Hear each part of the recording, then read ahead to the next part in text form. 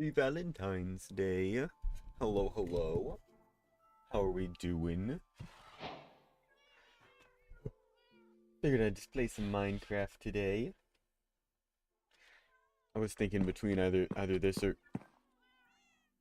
What are you doing over there? Pseudo regalia. It's been a while since I've done a run. Let's see, what are we... Good, good. How did you... Did the wandering trader push you all the way over here?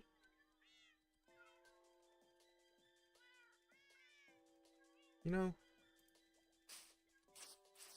you've been here for a very long time. Oh, well. Alright, fine. If you wanna... Oh! He really wanted to be with his wife. Pushed her off the throne. He said, this is my kingdom. Get out of here. These two, the Kitty Bojangles McRib Sr. and Susan Cat are the forebearers of Kitty Bojangles McRib II, of course. And they all kind of just live here, but, you know,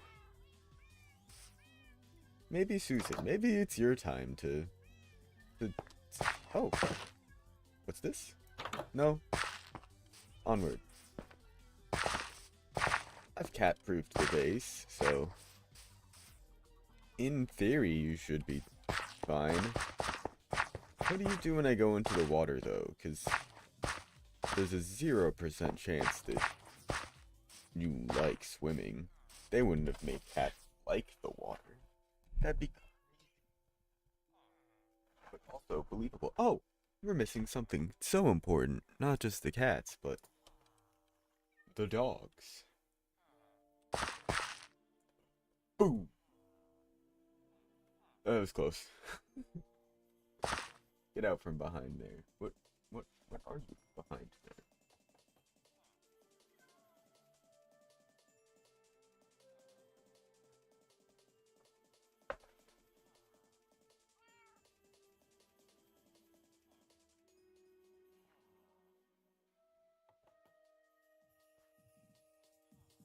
Not real. Not real. There's nothing there. There's nothing there. You didn't see anything. Alright, Susan, where are you? There you are. Cool, so if I were to say... go here. And then maybe do a little bit of... Whoa! Oh, did I trick you? Did I trick you? Boom. Oh! You're not Susan. You are. You're coming along. But this is dangerous, because this is how mobs get lost and confused. They won't teleport to water, but they will teleport to land. I'm wondering if I get too far and do things like this. Now where is she? Let's see, at least this is plains here, so I'd be able to see if she teleports nearby, but I don't think they can teleport either unless they're on land. So right now, she should, if I remember right, yeah, she's just stuck bobbing in the water. Oh no, she did teleport nearby. Maybe she was just unloaded. I think that's good. This is how I lose cats. This is why they always stay at the base. I was initially worried. I mean, the real danger here is shulker boxes, I've learned. Because apparently when they're open, cats can just walk into them, but when they close, they're a solid block, so they suffocate. But, like, I chained this off, and these are slabs, so they won't... They technically can fit through there, but they wouldn't pathfind to try to jump through that. They see it as a solid block. And, like, in theory, I guess, one could jump up there, but... originally, these bars weren't there at all. Oh my god, you're still here. You're still here. This turtle just chose this spot.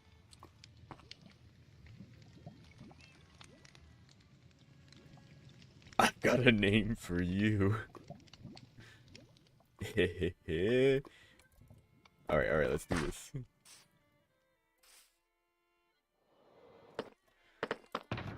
First, we gotta get the name tags. I think I need to trade for a few more. Isn't that right, Susan? Yeah, we're getting low.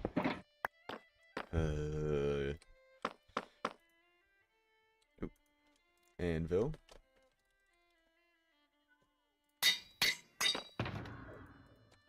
Yep. Yep, that'll do. Oh. This guy just chose this spot. I was on stream. It was on Monday, I think. It might have been later last week. But a turtle went all the way through, and I wonder if, I think he might have even gone just straight through here. I didn't see. I probably had the replay saved. I bet I could find out. But I saw him, yeah, just going through here. He was pushing jelly. Well, that's the other thing. You're going to end up pushing the other cats around.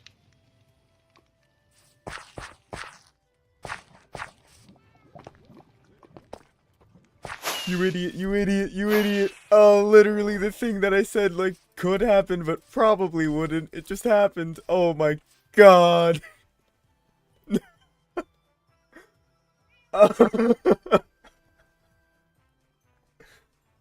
Oh, dear Christ. Oh god. Oh, oh no. Oh my god. Alright, alright, alright. Fine, fine, you forced my hand.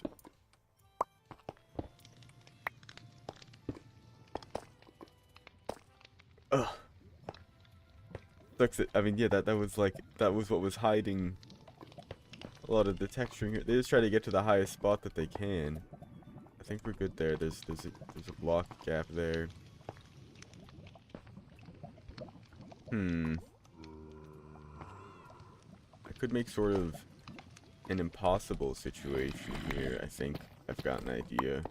Yeah, because now they can't get up on that. But I could still, let's do something like that.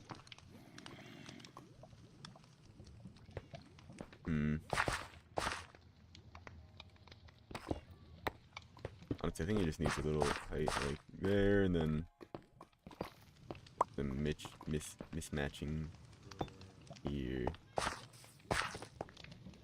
There's too much. It's too deep, and honestly, I could probably just cut this pile back.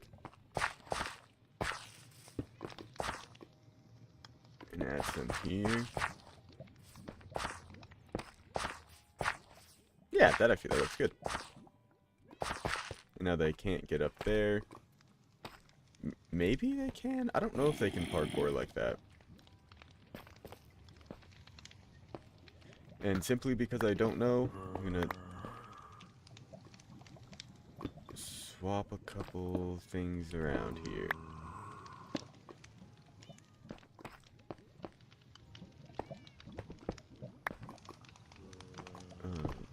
Yep.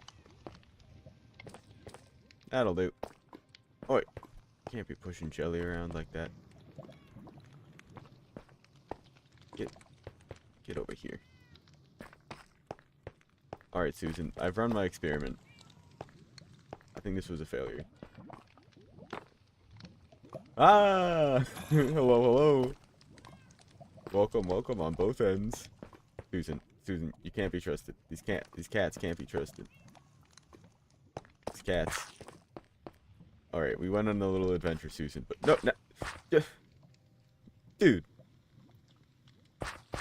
I just gave you the perfect name. Alright, I guess you go do whatever the heck you're gonna do. There's just a turtle just roaming through my base. Alright. I took one of my cats out on a jaunt because I was like, I've cat-proofed my base. It's time. Susan's been here for a long while. Go on. Go back to your spot. Yep, that'll do. Yep. Yep. Yep. Yes. Perfect. So let's see. I don't really have any plans for today. I mean, I guess I can show off. I finished the work I did yesterday. But how you doing? How was that test? Can't make the cats behave. That's exactly. It's like I'm trying to make the cats behave, but you can't make cats behave. But I've decorated a little bit down here. It's gotten some upgrades. Nice, nice.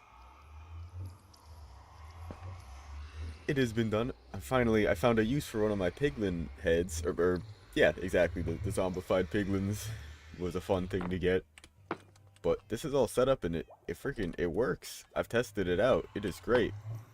But it's the Ender bring you back home porter.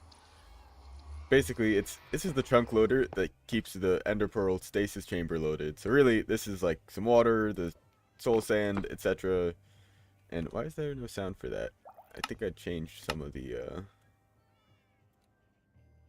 Yeah, that is... Oh, that's right. I'll just leave you at 0. We are directly under my house. My house is no longer, well, I mean, hasn't been for a while, been in AFK spot. But it holds the Ender Pearl there. So then, when the trap door, you can flip it with some redstone that I have behind the wall. It'll teleport you to it. Yeah, bingo. Yeah, I forget what it's called, like, officially. Is it, like, bubble column or something? What does it say that I'm looking at? Yeah, bubble column. It needs to be at least 7 blocks of water, but then the Ender Pearl will just float on top. So, I want to hook it up to a timer. So, that's what this button and lever actually controls. Behind a wall, there's a timer that it sets up. In fact, it's actually been already been primed and had time added. I put some lights on the floor for this, so you know what, I'm just going to let it run down its time, because that's going to take a few minutes. Oh, and start the chunk loader. So the chunk loader will keep all of this loaded in just a few chunks around this. So that way I can leave for, I think, max, yeah, about half an hour. And then I can just go do whatever I need to, and it'll bring me back here. And that the item frame that had a thing behind it, or had a thing on it, is invisible and behind a sign, so you can't even see the item. And I honestly, up until I like started talking about this again, I just forgot it was here, because it looks no different in here to me. I'm loving it. But it was something I'd proof of concepted, and just hadn't actually executed ever. So I think, yeah, that too. It all is like perfect for if you're going just caving and don't want to get lost, even if you're staying in the area. But it also lets you do, like, I've used it. I used it yesterday just to go and like grab some sand, because we have a desert all the way over here. I'm gonna, I think, do the same thing, because one, I don't know how long this is gonna last. I think I said it twice, so it should just be for about 8 minutes, but this way I can stock up on some stuff that I don't have a lot of. I'm gonna grab some red sand.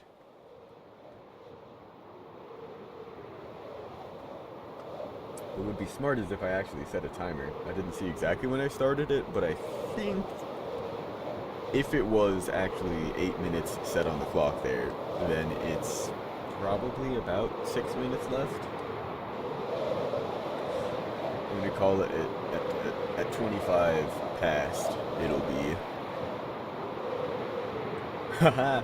Do I have any farms? You know, I haven't really shown anything off around the place. I'm gonna gather up some of this red sand, and yeah, I'll give you like the full tour, because I think I showed off the base a little bit, but I didn't really show off all the behind the scenes. So we've designated, actually, I can also just show off this desert over here.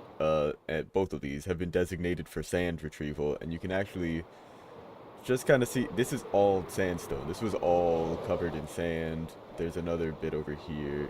Oh, I guess I haven't fully dug it down, but I started digging down this whole hill. For now, I don't care about that cobble. We're here for red sand? I think it's called red sand. And this will be nice because it'll expose all the concrete underneath, so if we ever want a ton of concrete terracotta, a bunch of orange terracotta, we've got it. I forget that this is, yeah, this is terracotta. This is a great place to farm that. Because these are the ones that have cool patterns when you cook them. But for now, yeah, I'm just gonna fill up my inventory with this. And if it gets full, I guess I'll find something else to do. But I'm hoping that I can, by the time I fill this up, the ender porter will have gone off.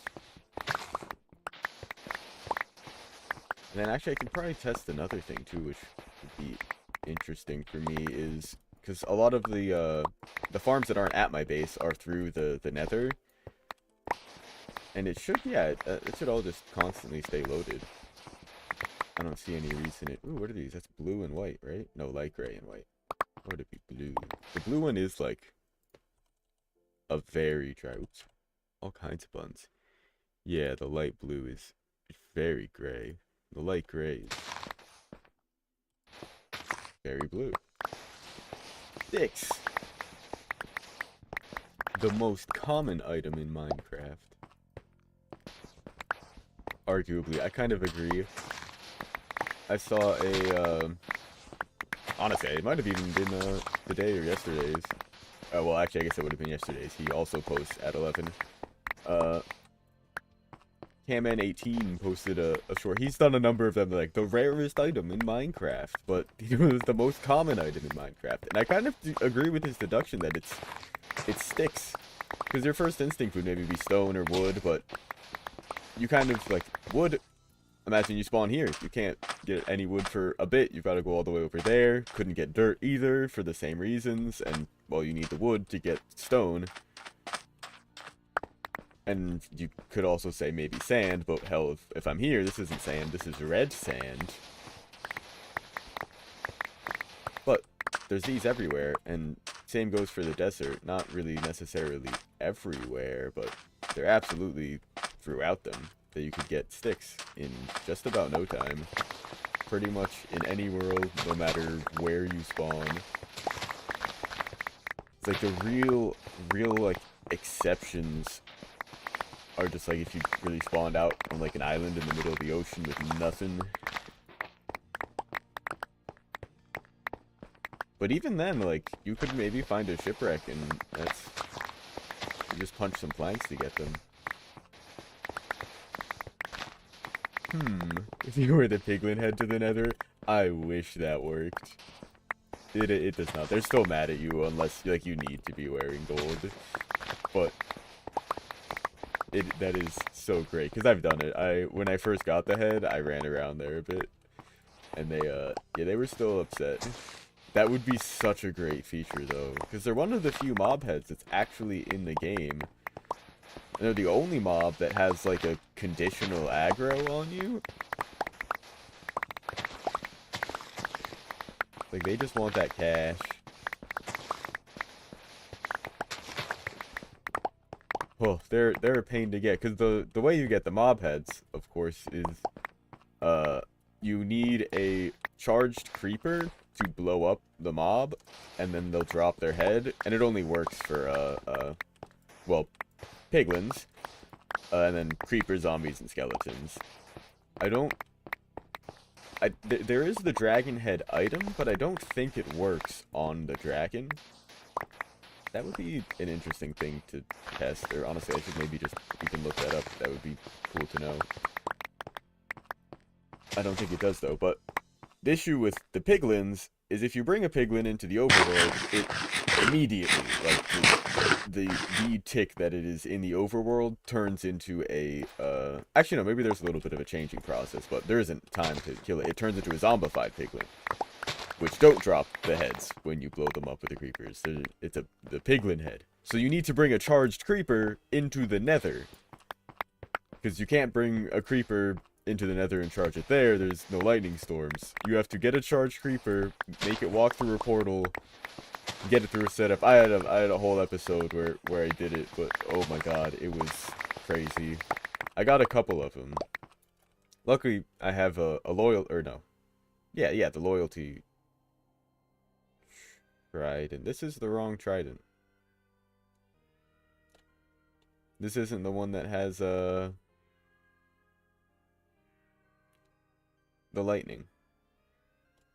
Where's my lightning trident? I think I put it in I think I put the wrong one in the box. Yeah. There it is. Channeling. You can go back in there. Get out of here. Alright. Now...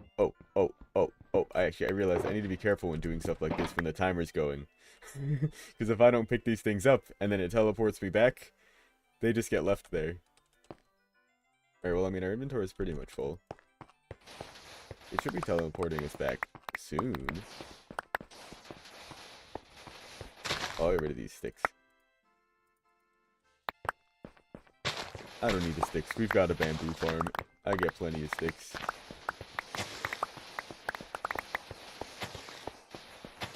I turned on the trunk loader.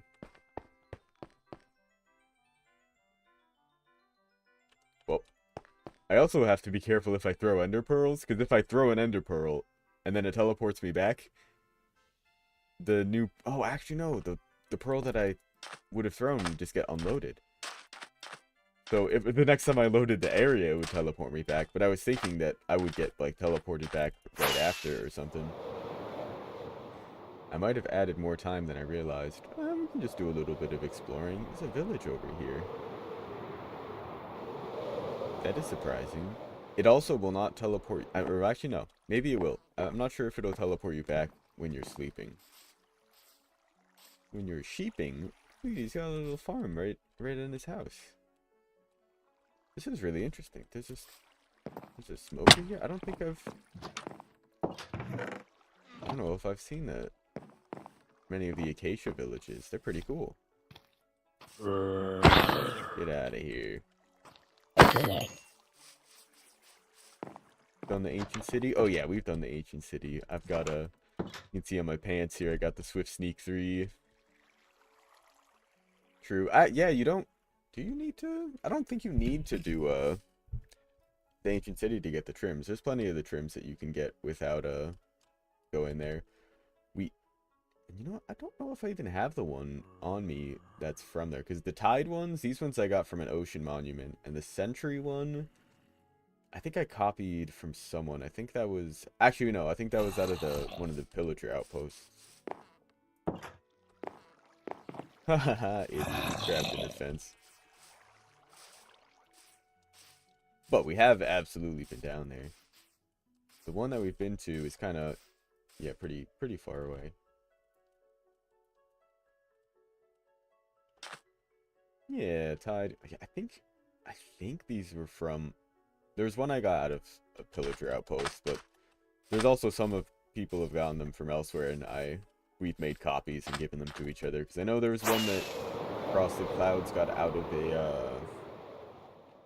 one of the bastions in the Nether. I think there might even be some just in the Nether Fortresses period that you can get, but I'm pretty sure it's just the bastions. There are ones from the End City. I'm pretty sure there are some, and because it was added in this update, I think there's some that you can get from using the brush on the suspicious dirt and iron, the excavating. Right? Excavating? The heck is it called? Actually, no, it wouldn't. It's not like the name of the block or anything. We usually use ones like Silence and Ward. Yeah, no, that makes sense. They are arguably the cool ones. Ding, ding, ding. Everyone go back to your beds, back to your homes. It's been long enough. I'd think the timer would have gone. Whoa. Wait, this is a farm. Is this like the water for the farm? No, I don't think it even is. It's just like some natural water. That's crazy. This farmland for this village just generated down the slope like this. Oh, that's so weird. There isn't even like the log outline or anything. It's just here. Oh, nice. No way. Oh, okay. I thought that was a geode. Which, I mean, not that they're like super rare, but they're cool. Oh. Oh, what the heck is this cave? It just keeps going down like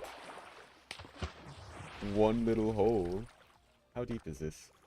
Negative 24. Lame. See if I can't fly out of this. Ow. Hey, I didn't do too bad of a job, man. Sick.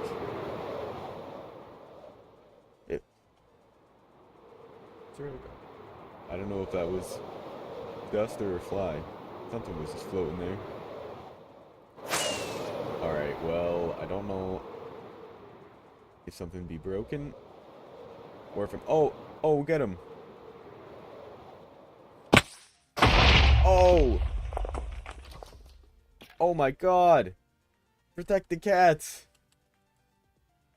Why are you fighting skeletons and creepers? I mean, I get that the creeper was just like a collateral hit, so it fought back. Yeah!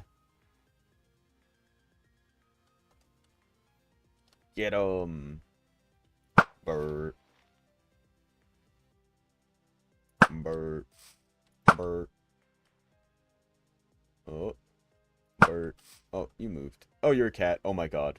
I'm so glad you moved. I thought that was the head of a skeleton. Oh. I wouldn't have even known. Oh. Ooh. Alright, I guess I'm just sniping. I hear you. I hear you. I hear your footsteps. I've been playing this game for 10 long years, man. I can hear a creeper walk up behind me. Get out of here. I've already gotten the sniper duel achievement.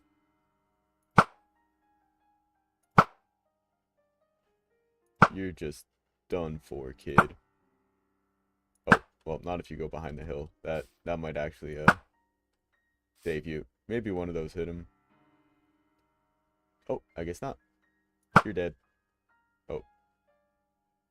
You're dead. Like, it's like he's far enough that arrow drift could affect it. Oh, that was way too short. Let's go. Come on. Oh. I really thought that was going to do it. I thought he was going to walk into it. I haven't done like arrow sniping like this in ages. So much fun. This is why I can't do like the like bed wars and stuff like that, because all of the combat is reverted back to the old, whatever it is, 1.16, 1.12 combat, whatever the old stuff was. But it has the old arrow arc, and I'm so used to the new one. I also forget I can friggin' velocity. Let's see. I mean, they'll spawn new iron golems, right? I wonder if I can one-shot a golem. I mean, this guy's been beat up, but okay, guess not. Not at that speed.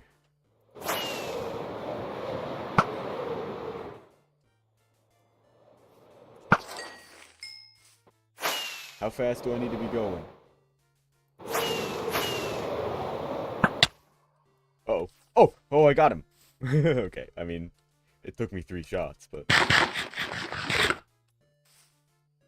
Because the damage that an arrow does is based on how fast it's going. So, if you're going really fast and then shoot it, it can do a lot of damage. One of the hermits, from Hermitcraft, Doc M77. Yeah, why am I not getting teleported back home? Made a machine where... This is the desert, right? Yeah.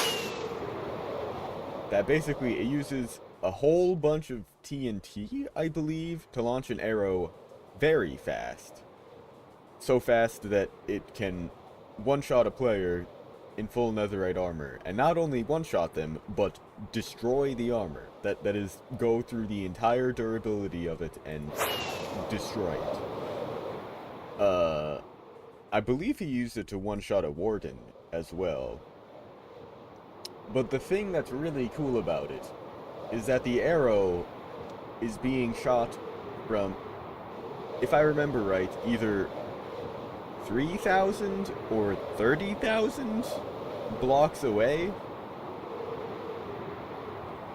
It's using some trick where it shoots it at like a couple of Endermen who normally teleport out of the way of arrows when you shoot them, when they get shot at.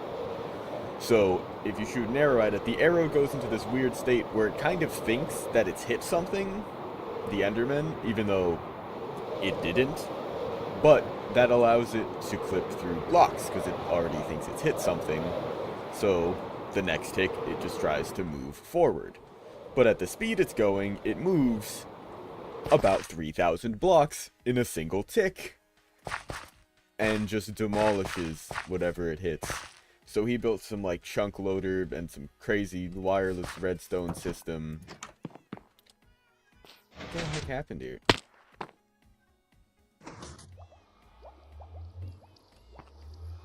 Oh no, the loader, yeah, the chunk loader broke. Yeah, the chunk loader stopped. Huh.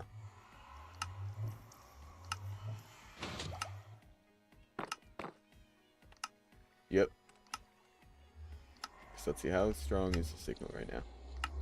Oh, and actually I can see if it's about to run down, then it would be that timer would be off. Oh wait, right? Yeah, there's still a couple more cycles on there. Alright, so this did not work. That's odd. Chunk loader. Stop. So let's see, what is my access point? Yeah, it's right here. Like, I determined a spot that I can break in and out of more or less safely. Let's just throw a couple stacks of you there, that'll be fine. Oh, right, actually. We'll move you. And actually, this is gonna, funny enough, should teleport me. Yep.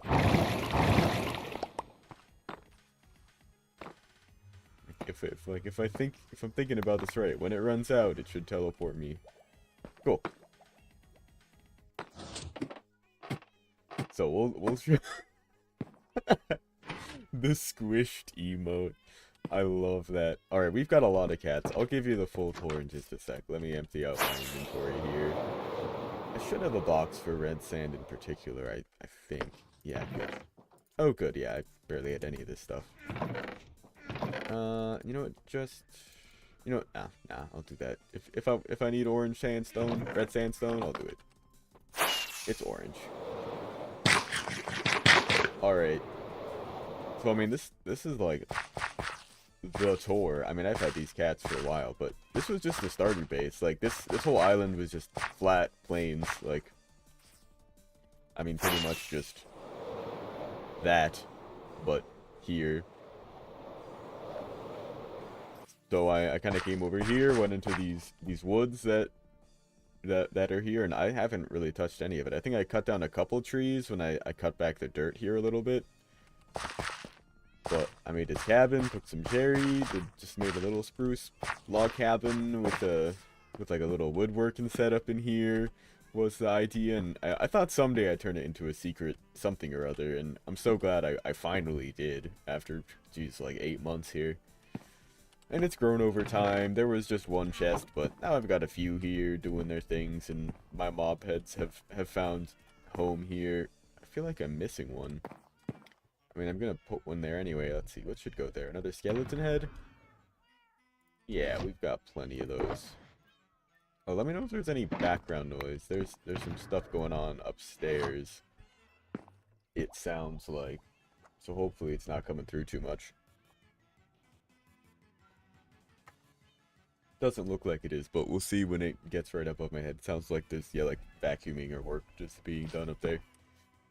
Uh, the joys of streaming live. When I record, I can just wait for a noise to pass, but here we go. This will be a first test of this, because I haven't really ever... I don't normally... I've been streaming at different hours now. But this will probably just happen occasionally, streaming earlier. But yeah, let's look at all these cats. So, I mean, this is my boy. He was the first baby. He was like a kitten when I first got him, because he was the child, Kitty Bojangles McRib II of Kitty Bojangles McRib Sr., who I guess I actually named after these two had a baby, but it was Susan Cat. And let me go back in time a little bit, actually. Give a bit of a history as to why these guys are even here. All right, which one of you? Looks like you have a farm. Okay, perfect. This looks like a great example. An older version of the world. What we've got here. So, yeah, here we go. This is a bit more of a historical look at it. You know, this isn't even the one that I thought it was. This was the snapshot there lied to me. That has a build around it. Yeah, I want that. What? There's a whole bunch of old worlds. October? Let's see. Old. Yeah, here we go. I'm trying to find... I renamed some of the like, original files there. This was just... Yeah, but it was start a stream. Nothing really going on here. Oh, geez. Yeah, this is real old. Ignore this giant gaping hole here. This wasn't actually ever here. This was done in testing, because there used to be a villager breeder here. Oh, God dang it. I need to open it to land to enable cheats. So...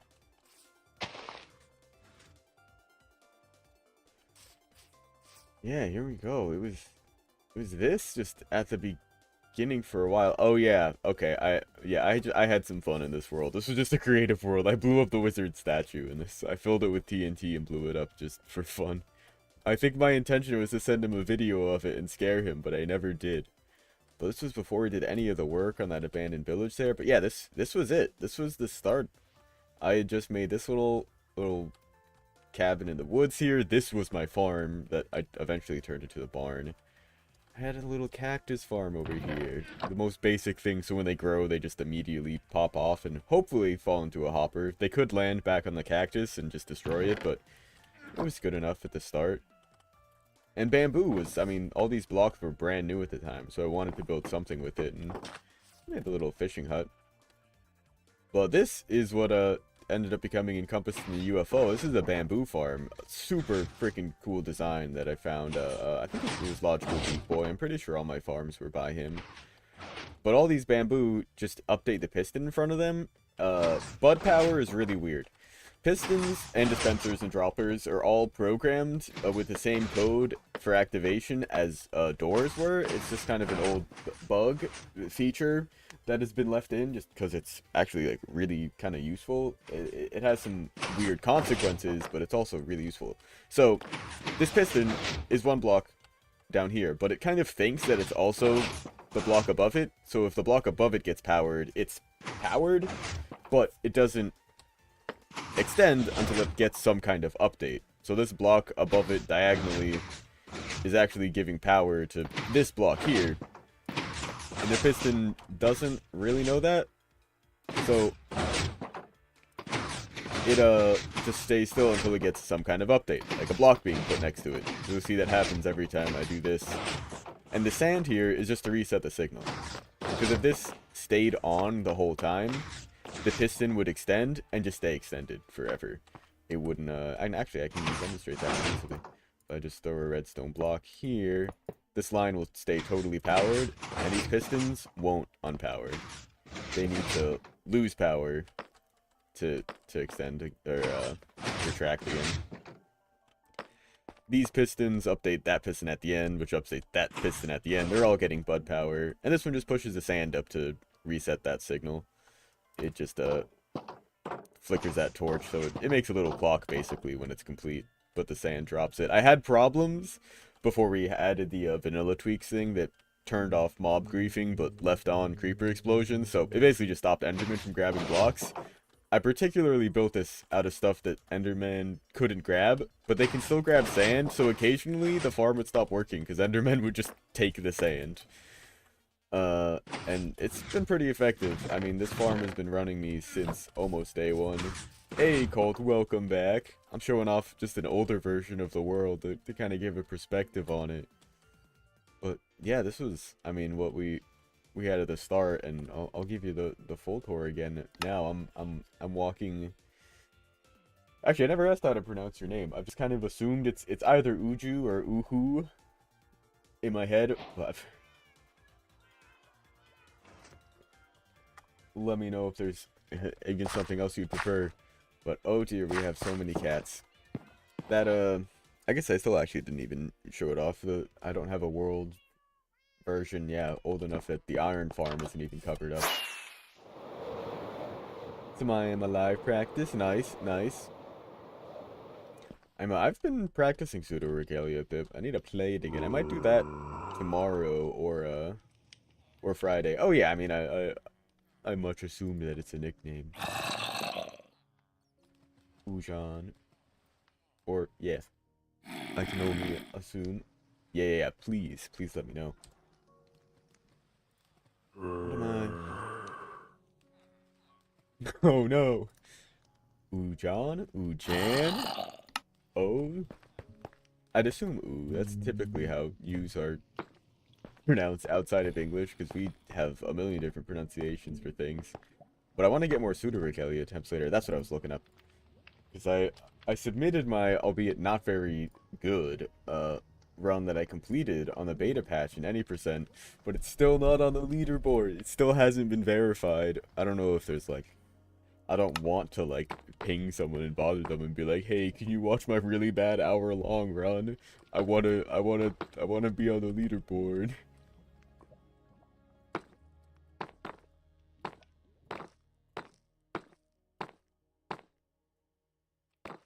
Ujan. I can only imagine. Uju. I think I is how I would imagine the nickname is pronounced. Oh? Oh. Is it so?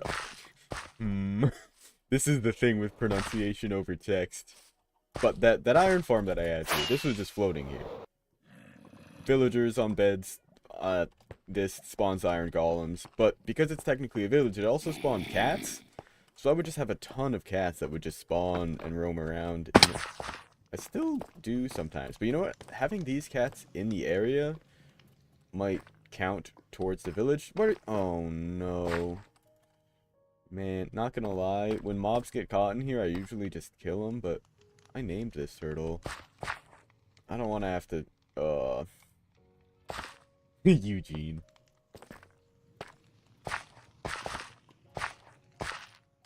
Man. Honestly, that's kind of a pet peeve of mine when people are like, I can't pronounce it, I can't say it right. It's like, fucking, yes, you can. You have a mouth. Like, you're not used to pronouncing words like it, but everyone can learn how to pronounce something. Like, there was a huge annoyance for me in Spanish class, because, I mean, I took a whole lot of Spanish, and I grew up around Spanish speakers, so, I mean, I guess it also helps to have the ear for it. Like, there's a degree that you can't even hear the difference, and can't hear the difference. You can learn to. But, like, in Spanish, like, you don't pronounce the H's, there's, like, all the vowels always have the same sounds, but there would be people that still, every class would just say, like, hola, and I'm like, it's not that hard.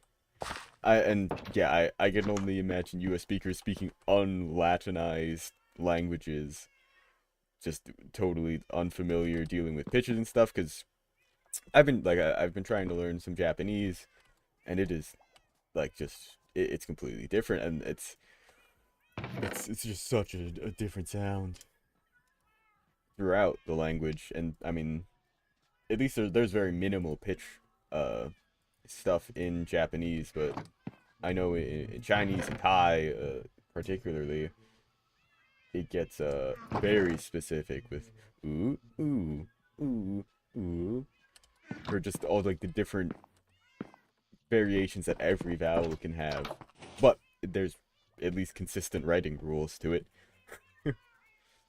Yeah, no, that is makes a lot of sense. I have a Thai friend who has two first names just because they were born like dual citizen, but they have like a Thai name that sounds Thai is a Thai name, but their like American name is just John. I also do know that I don't have a whole lot of experience with we didn't have too many like non-English speaking students at my school. The couple that were there were from China, so I can really only speak to that, but I know throughout the US it's relatively common to have a lot of Chinese students with names that are just easy to pronounce because for some reason they just can't pronounce like two syllables and are instead just like Steve when their actual name is like Jifuan. And it's like what? Scroll down just a little bit. It's like first thing in my bio, but it's Ben. My name is Ben, but you can call me Cyvolt, Cy, Volt. Any one of those works. Well, I'll show you. Let's see. I was going to go through the farms. I never actually figured that out. So, I mean, you saw the bamboo farm that exists within there now. This isn't actually an... Oh, that's not true. There is a farm here. This is just the barn for all of the animals that I've got. There isn't anything up here, just some decorative hay, you know. This is where you would keep the hay in like an actual barn. That's what these openings... Oh, yeah, it is short for Benjamin. It's technically my full name, but I go by Ben. Yeah, that is true. I don't know if I've actually ever met any Ben. Just Ben. I have met people who are, well, I guess my friend John that I just mentioned is just John, but that's because they have another name. Modern text-to-speech, realistically make a clone, have it. Yeah, totally. And I've seen something like that. But this is my leather farm. I don't use it for food because I got golden carrots I can trade. There's a nice little thing here. Oh, actually, you know what?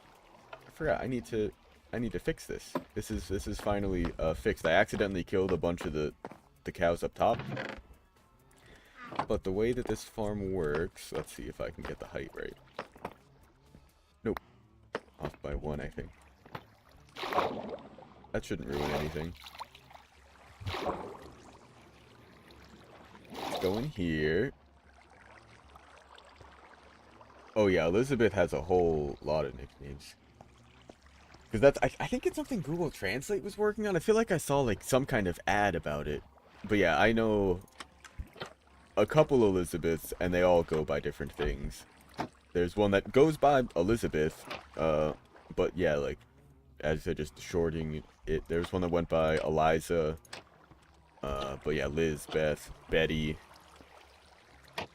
Some people will sort, because people will say, because people will just do Beth as a name, and that'll often be shortened to Betty. And I mean, there's just a whole, I don't remember when it was. I think it was the 50s. In the US, there was a big kind of convention with, like, making rhyming nicknames, which is why you'll get nicknames like, you've probably heard of, like, people just named Dick, but it's really, their names are Richard, shortened to Rick, and that they would just call them a rhyming nickname. Yeah, and I mean, we don't have any proper ones either. I guess it does kind of differ though, in that you can get away with like having your name well, I guess not even your legal name does have to be your full name on any kind of thing. Like, I could get my name on like a debit card that I get from my bank with the name Ben on it, but to my bank I would still be known as Benjamin. Okay, yeah, no, I guess I hear what you mean. Like, you as Ujan, it's not like people would just think to call you Uju. Yeah, no, that makes sense. But then, let's see. So, I open up those trapdoors on there. So, these guys... Oh, I didn't get the beef. Or the wheat. I need the wheat. These guys are all sitting up on trapdoors here. But breeding them is kind of difficult like this. And I risk clicking on the trapdoors and closing them again. So, if you pop down some water, which I've also got on the other side there, you can breed these guys up. And while these guys are too tall to fall through the trapdoors, the babies fit no problem. Then I just wait for them to grow up, and I slaughter them for the leather. Don't worry about it. It's been pretty effective. I finally restocked all the cows up here, so now this is back in working order. It's nothing fancy, but it's functional. Did you get all your XP? Actually, you know what's going to be really funny? A bunch of the XP gets washed down the water and ends up down here. Come on. Oh, I guess not. Yeah, I can see that. Like, there aren't too many specific things like that.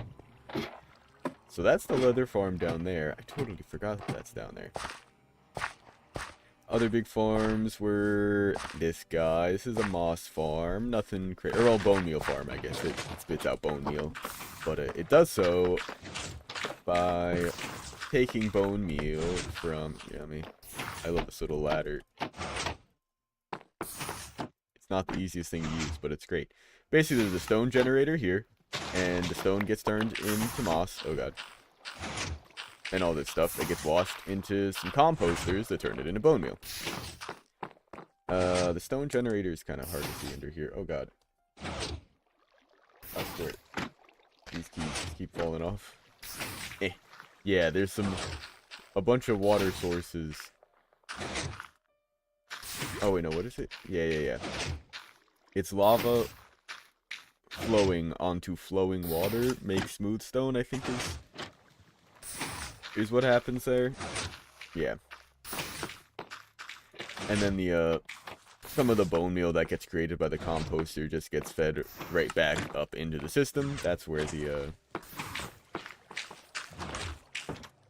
all of it gets turned into it. And if I just replace these with hoppers, it'll spit out the moss and stuff instead. So I've stocked up a bit of the stuff from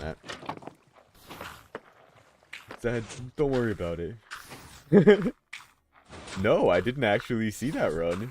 That's really funny. I should watch that, though. I just actually played through Mirror's Edge just this last year for the first time. I tried playing it something like 5-6 years ago, but my computer at the time just couldn't handle this one stage where, like, you're in the office building. It's the first time where you, like, jump through, like, some window and break a bunch of glass. The game would crash every time. No matter how low I put my settings. Something about the physics or something of it, I think. But that was, at the time, like, already a, like, 7-year-old gaming laptop that was on its last legs. Bamboo farm, this was the iron farm, and its outputs go down here. I'm still honestly catching up on the GDQ runs. I have, like, a dozen of them in my watch later list on YouTube, and I am now going to be adding another one. But the iron golems all drop down here. They just burn on the soul campfire. It does twice as much damage. It does 1 heart per tick instead of half a heart per tick. Or like per damage tick, that is. So it's a little bit faster. Not that it really affects it. The iron golem rates aren't any quicker, but it just looks nicer with the deep slate and everything. But this is just the tip of the iceberg. I have like 7 barrels full of it. Oh, 2017. Okay, yeah, no. That's so good.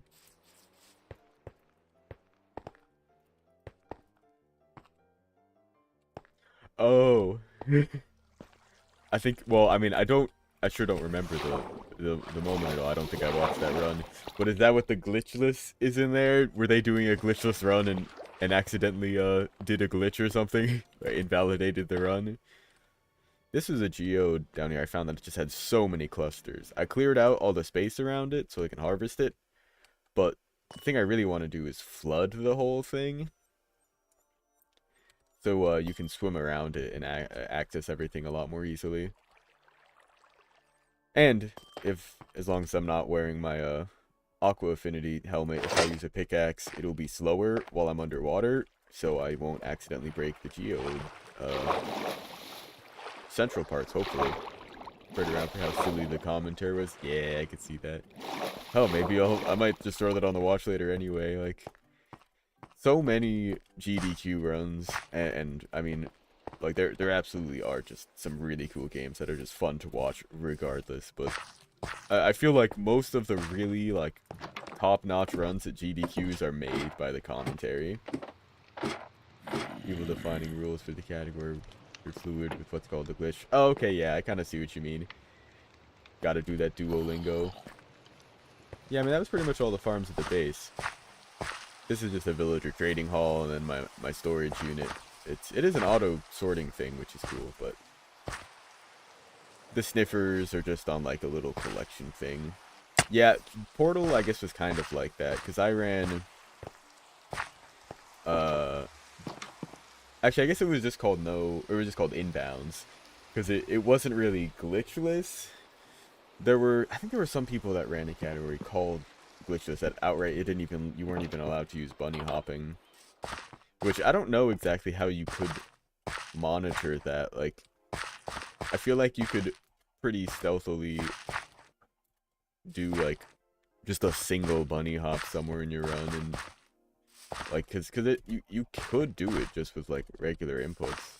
Trying to bunny hop right here, and man, I still got the muscle memory for it though. It's jump, turn around, crouch, start jumping. Maybe I should just play Portal again one day on stream. Just run the version, or just play a playthrough of the version I used to run. See how much of that muscle memory still exists, because it's been a good few years.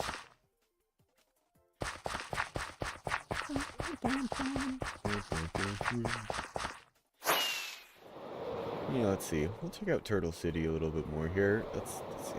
Well, there's still more to the base, I guess. It's not a farm, but we have a little secret area under here where I again use the item frame trick to activate some stuff. Boy, it's just a little axolotl party. This was one of my quests. Well,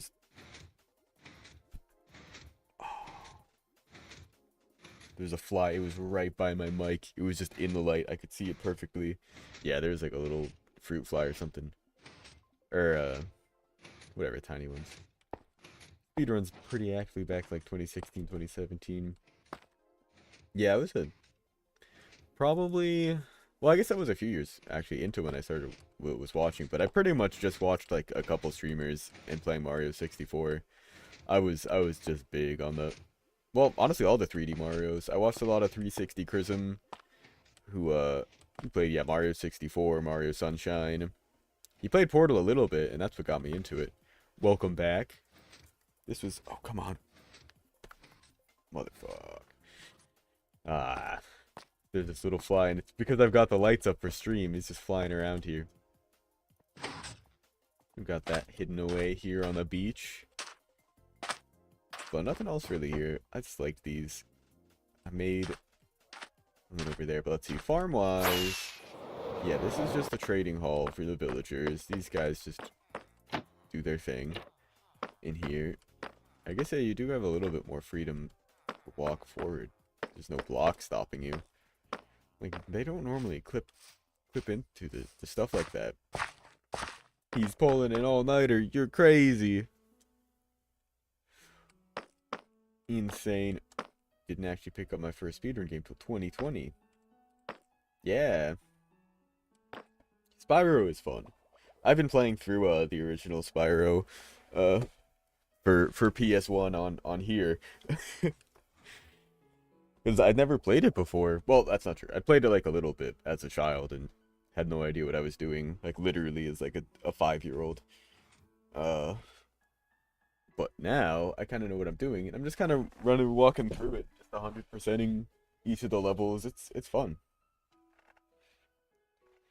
Well, now you got to get that work done. But I love this system. You just put stuff in this chest here. It gets... Oh, wait, actually, I forgot. I can make a... I have a little... just safe entryway here. Well, this button's nice, too. It's an insert, so I can put a shulker box in here, and then press this button, and it just breaks the box and gives it back to me. You have 4 2,000-word essays. Jeez. Oh my god. But those main chests filter all just right into this chest here. And they get sent up this line of droppers. And then down a bunch of hoppers that just go into the chest.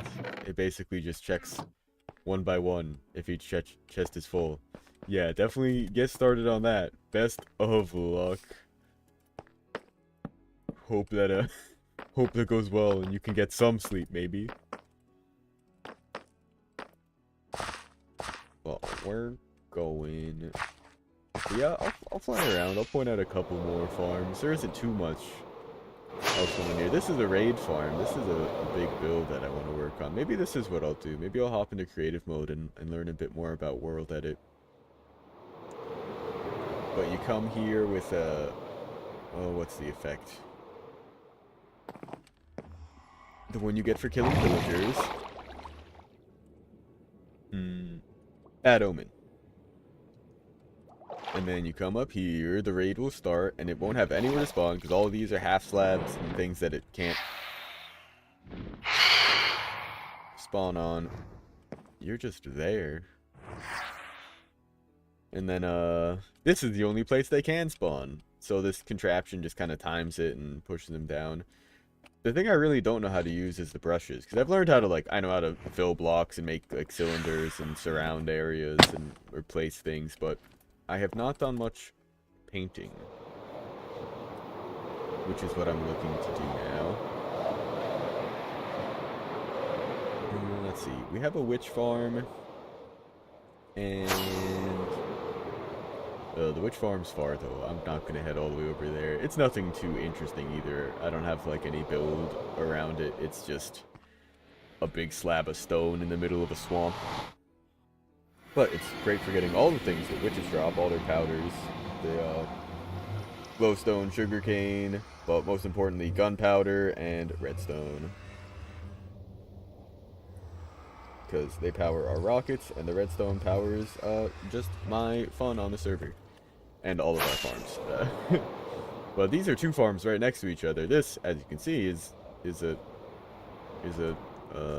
zombified piglin farm. Gives us a bunch of gold nuggets. This is just an item filter, so this will sort out the gold nuggets and then toss away all the weapons and flesh. I mean, we could smelt down the weapons, but I might add that when I upgrade this, because I want to make this longer so it has more filters, because we get a lot of items.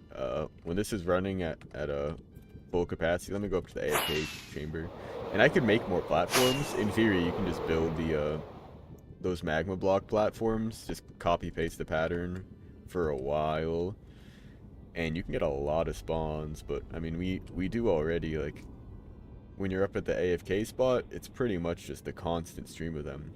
And this is close enough that it's, yeah, still rendered. So I think I could link up the gold to just go straight into the farm, and we could run them both at the same time. So yeah, it's like I'm not that far away. It's great. Pairs of Two Socks has used this a few times AFK, just overnight. But it's not ineffective. Sure, there's a lot of stuff that it drops, but it makes its way out. And then this, actually I'll turn some of this into gold. We'll run it just a little bit. Yeah, it's like I think I stuck a crafting bench down here for this purpose. What? Oh. Get in there. Perfect.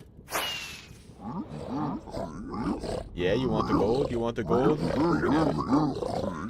Gets ripped out of there, thrown into these droppers. They trade all the gold.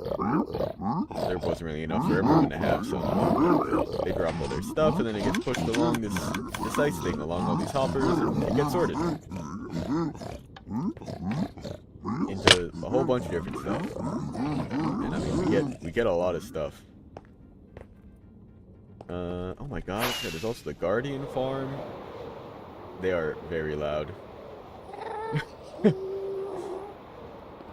How do I keep the server up? So I'm not actually running the server. It is one of the players on here called a Flexicon. I believe it's Server Pro.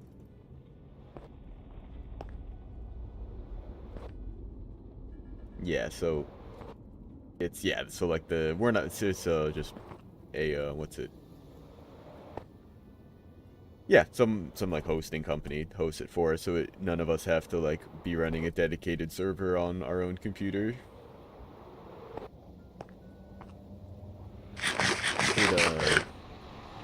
And they aren't too expensive either. Like the companies that are doing this have been doing this for a while, and even just like an 8 gig server is $10 a month. Like, people pay more than that for like subscription services of things they watched. So we find it pretty worth it to have it for like a game we play. Hell, Game Pass is. I mean, I guess Game Pass you get a lot more games, but. Oh.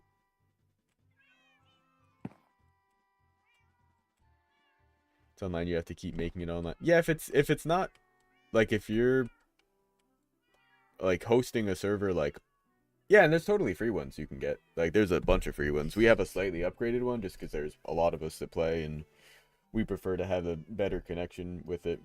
But yeah, no, I do not blame you. There are totally some good free ones. So do you like you can't just leave it online all the time? Because that's like one of the biggest pluses with having these like online ones where you don't have to host it yourself.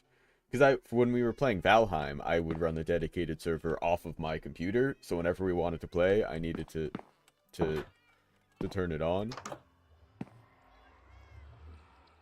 But with that one, you need to like if it's like an online hosting service, yeah, I guess if they're like, is it like limited hours per day, or like it only lets you use it if there's people playing? Let's see. Let's hop into that creative world. It should be.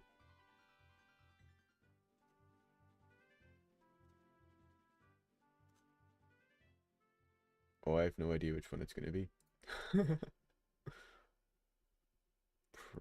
Well, that was the one that I just checked out. Actually, yeah, that could be it. Yeah, no, that makes sense. Where's... There's one that I built all the cylinders around the thing. UFO, that would have been older one. It wasn't that long ago, was it? No one's on the server for like 20 minutes, shuts off. Oh, holy crap. I do need to remember this one. We're gonna be building this huge, like, floating arena thing. Oh my god. Right. Oh. Yeah, this is cool. This is so cool.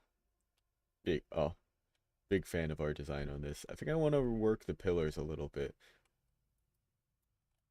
Oh, that is cool. All right, I'm gonna rename this one just to make sure I don't forget it. Arena build. Save. Oh, okay, guess I just need to check through a few of them. Our console. Yeah, so there's like an online access point. There we go. This is what I'm looking for. Oh yeah, this is before we built the bigger one. Peyton Cox, yo. Welcome in. How's it going?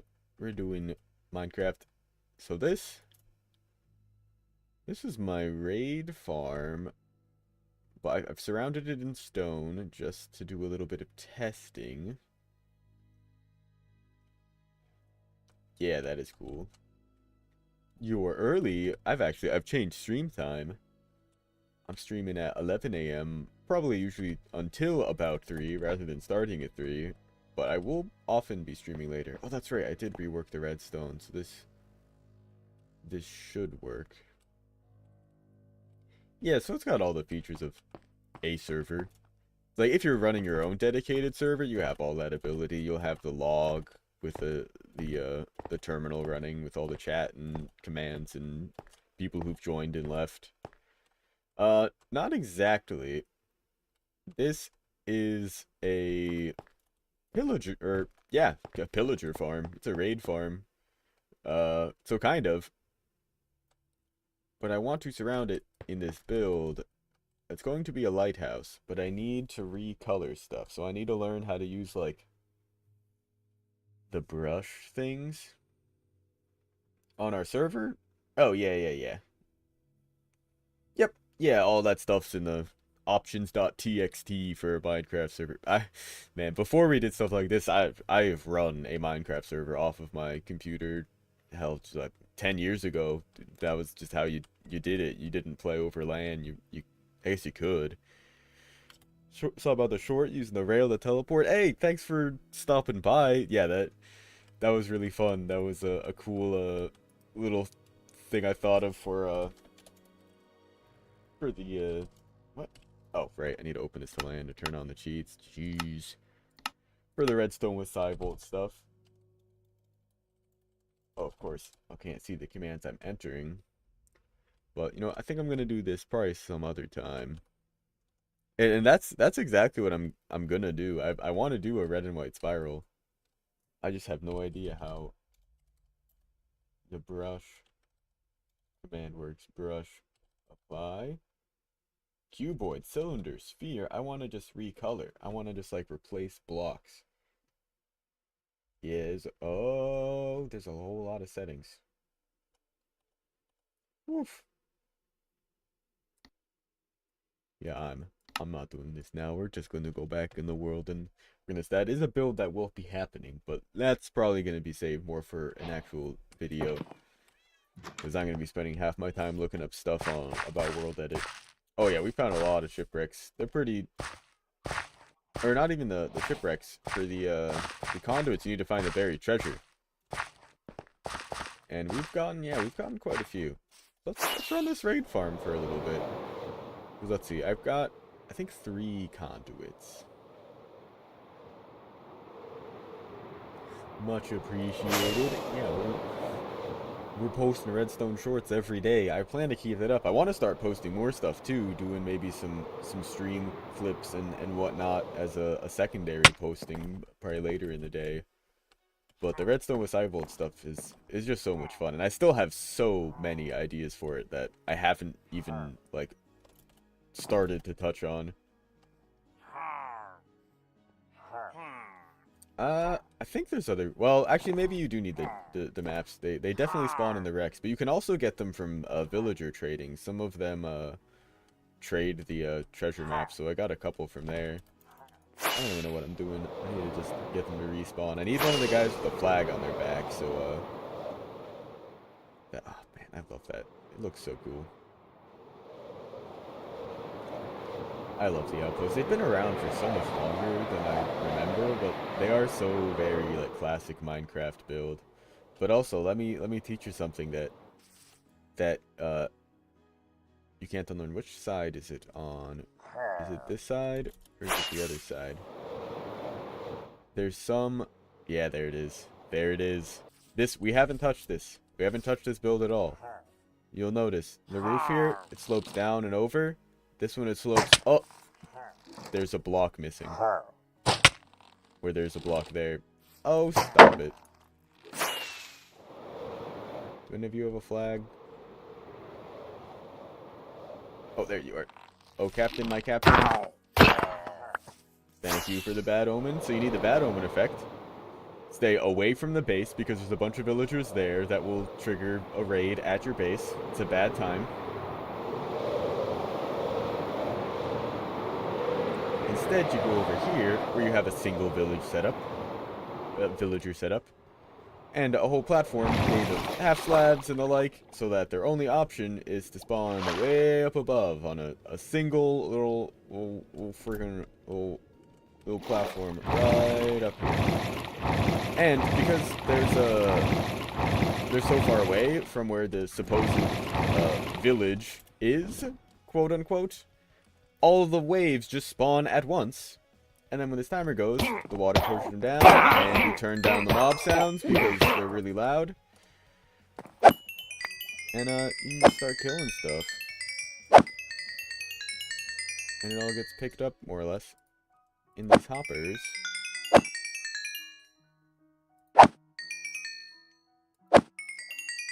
And then let's see, just make sure once you kill all of them, you get a higher bad omen effect. Drop back down to just in range of the village down there to trigger the raid again. And come back up.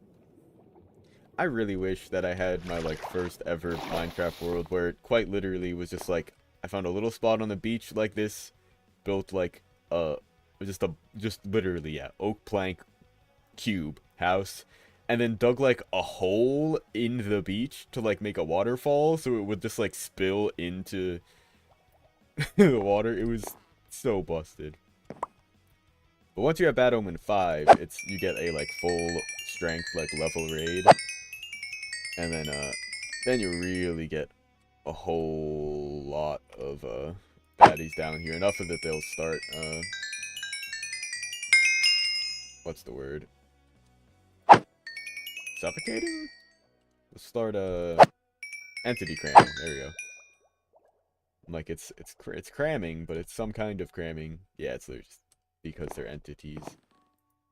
Oh, I think this is off right now. Up is locked. No, up is open. Okay, so it's all getting sorted.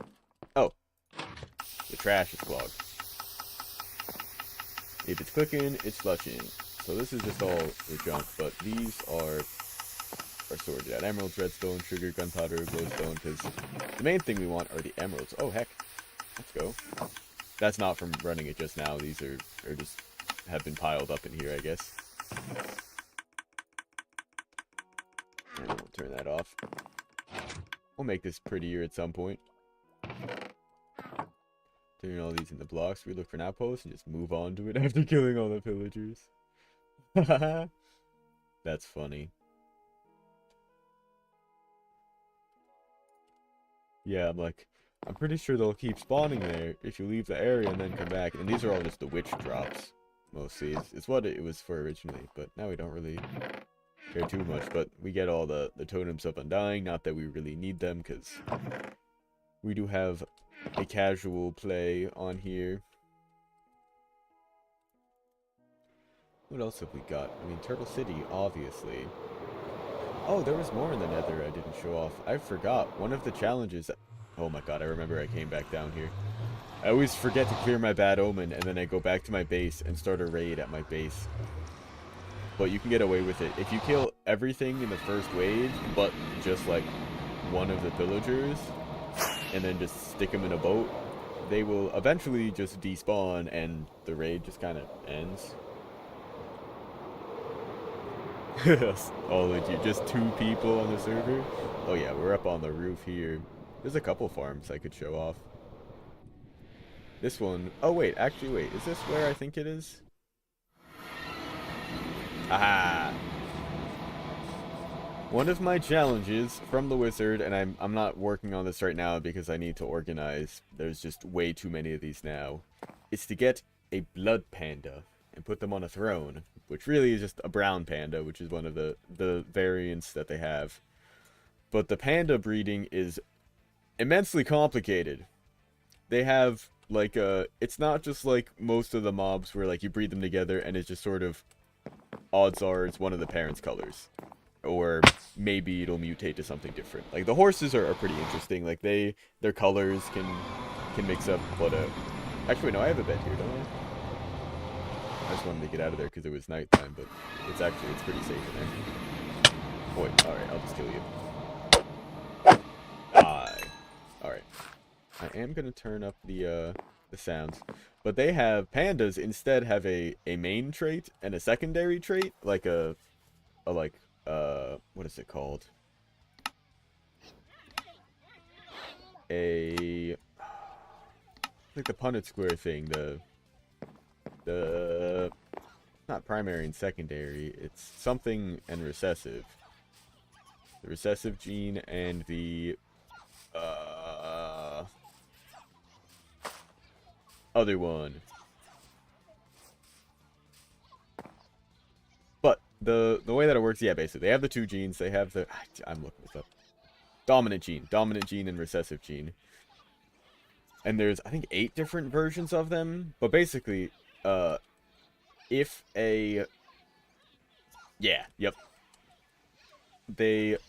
will generally just display their dominant gene. So if like they have regular panda and aggressive panda, as their main trait. Hello? Did someone just scroll up in chat? Oh, actually, I guess that would be in the Twitch chat. Or you looked into my Twitch info. I have my name plastered. But the sneezing ones only show up if both the dominant and recessive gene are the sick panda, whatever, the weak panda, I think these are called. But, so you can tell, basically, these are the only kind of pandas that you can tell what both of their genes are. Because if it was a normal looking panda, it could be a normal panda with a weak recessive gene, with an aggressive recessive gene, with a playful recessive gene. But these guys, you know that their main and their recessive are the weak gene. So if they mutate, you know that just one of them has likely mutated, so that one of them is certainly weak, and one of them is something else. And when a gene mutates, it's got slightly better odds to be brown panda, which is what we're looking for. But either way, what we're looking to do now is basically breed the ones from these together, because we at least know what one of their genes is, and then we can just hope that it'll spit out a brown panda. Hope that both of them mutated one of the two genes into brown, so that they're both weak recessive brown, and that it ends up being brown. But I have so many pandas now that I need to get smarter with it, because I've been breeding all the weak ones out here, and some of them turn out looking normal and should go into this separate box, but there's just so many now that it's impossible. I need to make it so I can breed them like the cows, and then make the pandas make sure all the babies get sorted out, so I can just sort them and call them. Yeah, it's like I didn't even know that this was in Minecraft. So you can have gene as a weak panda with a phenotype. Yeah, exactly. It's like, and I think with the weak ones, it's basically if they have a weak as one of their genes, and anything else as any of the other ones, they'll just look like a normal panda. They won't look like either weak or whatever it is, aggressive, playful. They'll just look like a normal one, and that's the case for a lot of them. The wiki page has a lot more info on it. There's so much to it, but this seems, from what I've seen online, to be the most effective method for farming them up. Oh yeah, I'm always stocked on rockets. This is basically my pocket. This is it. I keep everything you could need on here. Extra rockets, extra food, stuff for crafting, access to, well, literally all of my other stuff. I keep, again, just about everything I could need, just in a moment's notice, in here. And then just some basics. Extra tools, some wings in case mine break, coal and sticks and torches for either cooking stuff in a furnace that I could make if I needed, or wood for whatever need be. Iron, dirt. Always can use water and lava. Oh, these are meant to go back in the sorting system, actually. I don't know why I still have the item frames in here.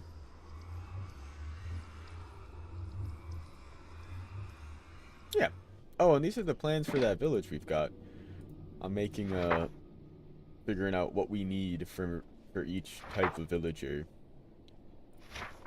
The main things we need. And how many we need. Because, like, the Fletchers are really good just for the tipped arrows, so we need 8 of them for each kind. Like, the fishermen, they aren't good for much but fishing rods, so we really only need 1, but 2 would be nice. We need a lot of librarians, though, for all the different enchanted books. I'm hoping that there will just be some overlap, so we'll only need 30 instead of 1 for each book. But I forgot that was in there. I don't know what should be here. Normally have stuff filling those slots, but I have since forgotten. I don't know if there's... I think we have to go down to the nether to get over to this one. I kind of almost want to just break in, though.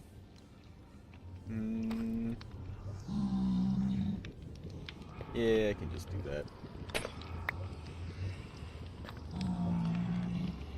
So let's go in here, get a little roasty toasty on our feet. And, well, this will be fun. Bubble columns! All of the bubble columns that we could ever need. This farm is very cool. I didn't make this one, but oh boy, here they come. It is right above an ocean monument. There's this little area, you'll see it's kind of curved, actually, where they placed down soul sand. because it's just inside. Oh god, let me get up there. Wings. There we go. Just inside the render distance of this. I think this is supposed to be like a little fish head with a crown. I don't actually know.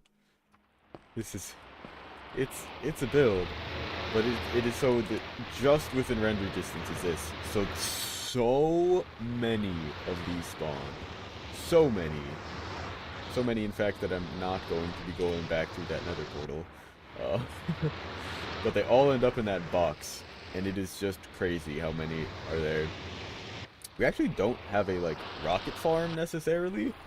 We have a farm for gunpowder, which I will be heading over to momentarily. But, oh my god, it spawns so many of them. And because they kill squids, as well as fish spawn in there, it gives us the black ink as well. So, with what they drop, as well as the ink, we can make all of the different prismarine blocks, including the dark prismarine. Is the portal over here? I think it's over here. Yeah. I wish I could go on the other end to show you, like, what it's like when it's running on the nether side. Because when I go over there, it's like, it's getting chunk loaded, so they're all just still going to be dying and whatnot. But I do have a video where when this got built, we got to show off what it looks like on either end. Oh, there's a little thing around it. I think it's... Let's see, which way are we heading? There should be... Yeah, the fortress right over there. Oh, in fact, while I'm here in the nether, I might as well just head over to that witch farm. We have this here. This is our quote-unquote blaze farm. It's pretty much as basic as you can get. Like, nothing's, like, spawn-proofed in the area. Nothing, like, it's... This is... Oh, and this, unfortunately, I don't know. This was a bad fortress to choose for this, because this is the one that we're probably going to use for Wither's skeleton farm, if we even really need to, because it's already, like, so cleared out. This is, like, just almost ideal, floating over a lava lake. It's pretty minimal spawn areas. Let's see, this is our little nether hub. It's just this kind of archway over the portal there, but the witch farm is, you'll see, where are they? Ah, yeah, there we go. They're stone blocks with torches on them. Set them up so that they point in the direction you need to go. Basically, there'll be a torch on, like, the face that you're supposed to go. It's kind of hard to fall, but it's interesting. The toughest part here is really just knowing that you have to go over, the slip here. But I've taken this path many a time. We'll set up nether hub stuff at some point, because we'd like to do it within the nether, realistically. Because doing it up on top of the roof is just boring. Someone got shot at by a gas down there while they were trying to get over here. Oh. Alright, we just kind of oop, and we kind of oop. And we oop. And we oop. Bye. To the witch farm. This place isn't really anything super special looking either. Just a hole. I always get worried about that. But it sorts out all the goods as needed. Oh, we're pretty stocked up. This is where we get our gunpowder from. I can't believe there's a bunch of witches falling down in there. It's a little loud. Honestly, I don't really want to, like, overfill. Actually, no way, I can bring extra back. I have extra storage upstairs. But it's really, these are just all sorting, and then that just spits them out into a trash in the lava there. There's well, some of the stuff we just don't really care about all that much. It's like at some point we'll AFK here, and all this stuff will just get despawned. So we get a whole bunch of this crap that we don't even want.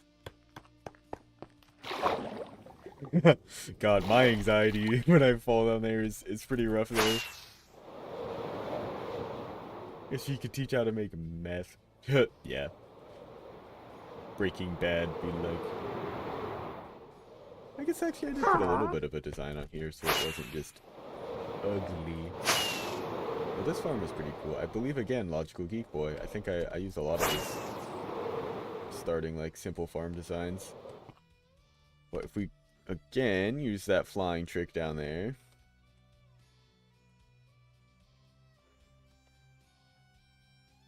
Yeah, definitely, generally don't want to be breathing in the stuff from chemistry class. Walter. Let's see. Yeah, they just spawn on here, and then... I think this is just on a timer, isn't it? Yep, yeah, this is just a hopper clock with a little decay thing here so that it'll hold the water open for a little bit every time it triggers. But these are just the spawning platforms. The reason for this half-slab roof here... that the witches will, like, they won't try to spawn in the water or on leaves or anything, but they will try to spawn everywhere that there is a block. So even though these are half slabs, they're still going to try to, like, spawn in these areas. And even though they won't be able to, the witches spawn in clusters, so sometimes you'll get, like, if a cluster tried to spawn right where I am right now, a couple of them could end up on the platform here. So it ups the rates, like, just a little bit. Like, this one right here probably was from some cluster that tried to spawn, like, here, but just one of them ended up there. And then when it goes, they all drop down. It's pretty effective. This has been how I got all my redstone. Spending all the Robux. Understandable. Yeah, see, this would have been a great time to use that new teleport system I got. Yeah, that is exactly it. That is kind of the biggest thing. That build is right on top of where a witch hut used to be. I tore it all down, stole the cat. Sorry, rehomed the cat. And yeah, built that there. I think that's all the farms. I think that's everything we've got here. Oh, isn't this the nether portal? A nether portal. Isn't this right by the end portal? Yeah. I went to look too far. Here we go. Oh, right, and there is the,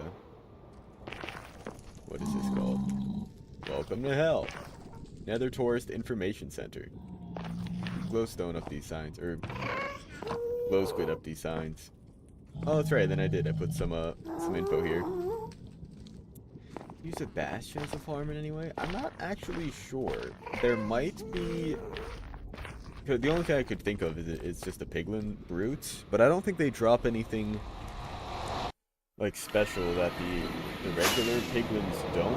That you couldn't just get out of the regular piglin farm, just getting gold. Oh my god, that scared me for a second. That raid like popped up, but that raid is for that's probably the raid that was just going on here. It is no longer because we like left the area and came back and stuff. It has since deloaded. Yeah, the netting around this is great. I'm very happy with how this came out. The turtles hang out on the netting sometimes. Oh, what? Wait, what? When did... What? When did this happen? I don't remember doing this. Maybe I did do that, but... Wow. Yeah, because, well... Yeah, golden nuggets.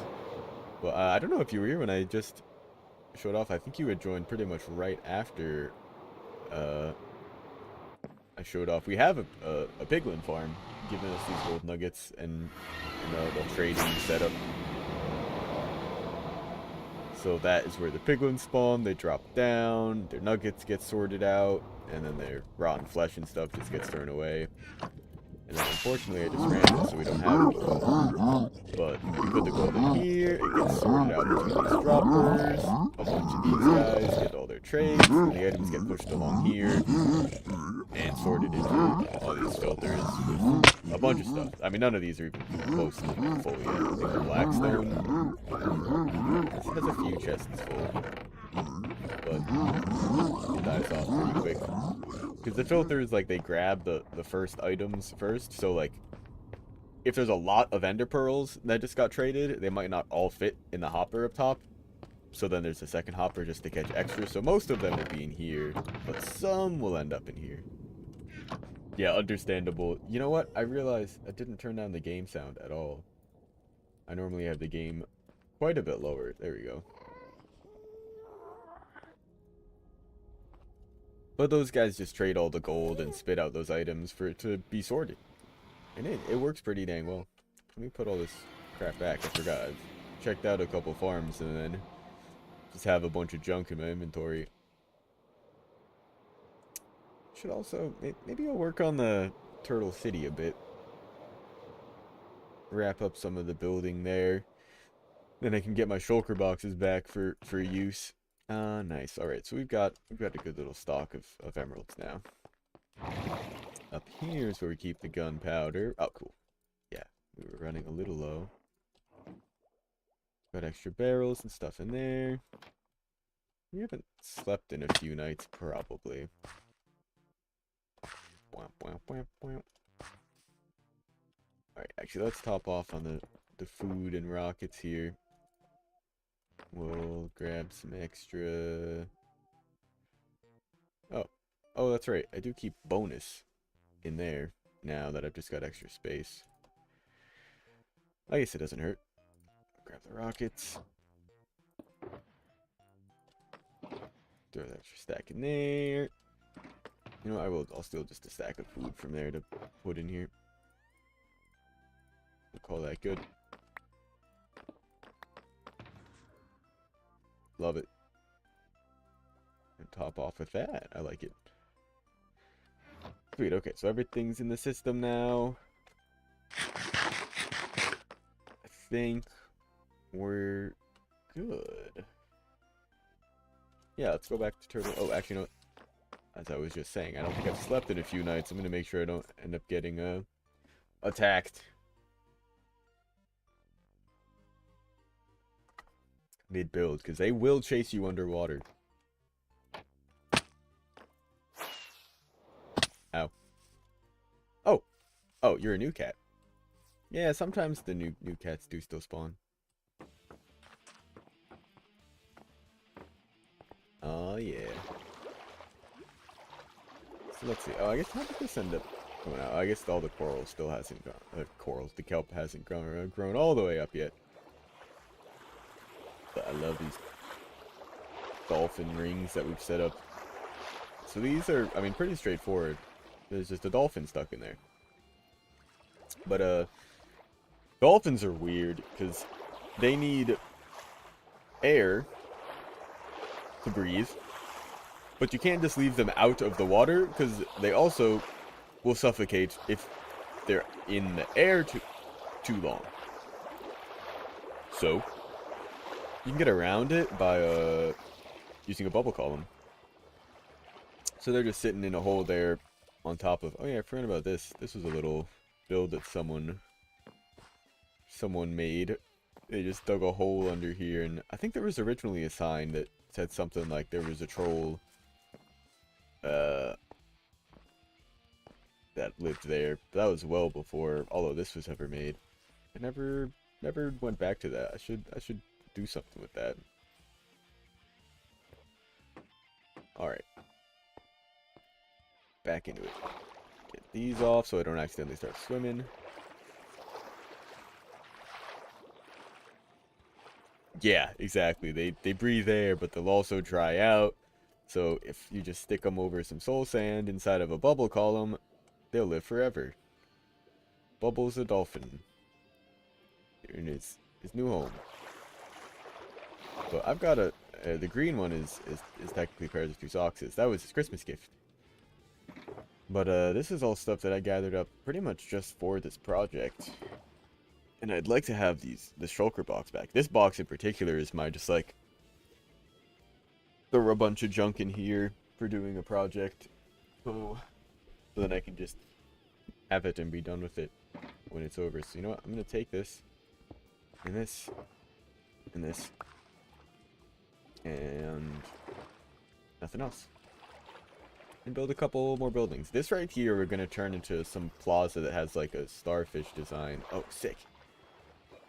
Where did you spawn that you actually could get so close? Dang. We've lit up this whole place. Oh, I guess we haven't. You actually were able to spawn right freaking there. Good thing we've got more sea lanterns yet. Yeah, okay, let's build another little building right here. Put down a sea lantern. Crazy, bro.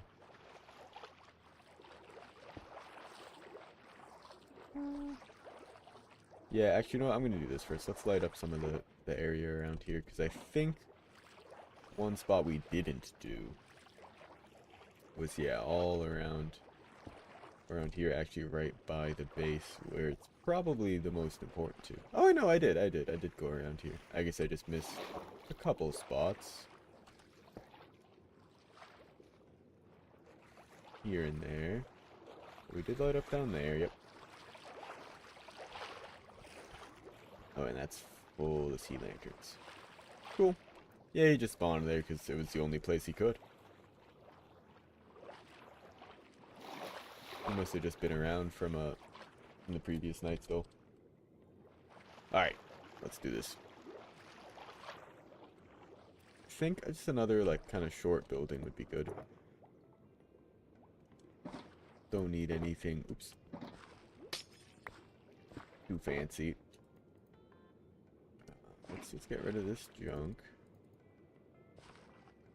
Some dolphins can have fun with that, maybe. And look at the style, because I don't think I want to copy and paste this building again. I did that a couple times here. You know what, maybe a third, maybe I should copy and paste it a third time. It is a nice little design. That was my original idea. Was to just sort of take and copy paste them. So I feel like this should have more sandstone in the base there. I think that's what I will do. I think I will just build that little kind of hut again. I am a fan. Watching the stream by the fireplace. Oh, cozy. I've got some tea. Not really by a fireplace, but it is. I could use one. It is snowy outside. I had to take a pause from stream yesterday just to go shovel some snow because it was just coming down so bad. Alright, let's get the sandstone, stairs, slabs, potentially blocks, and some of that stuff. So let's see. I think, let's just take a look. So those are all just slabs. No need to concern myself with any of that stuff. So let's see. Bottom ones of these are the cut sandstone, except for like maybe one of them we'll just make regular. And these are all chiseled in the corner. And on top of that, deep slate slab. Then bridging those, some dark prismarine slabs. This is why I brought the stone cutter.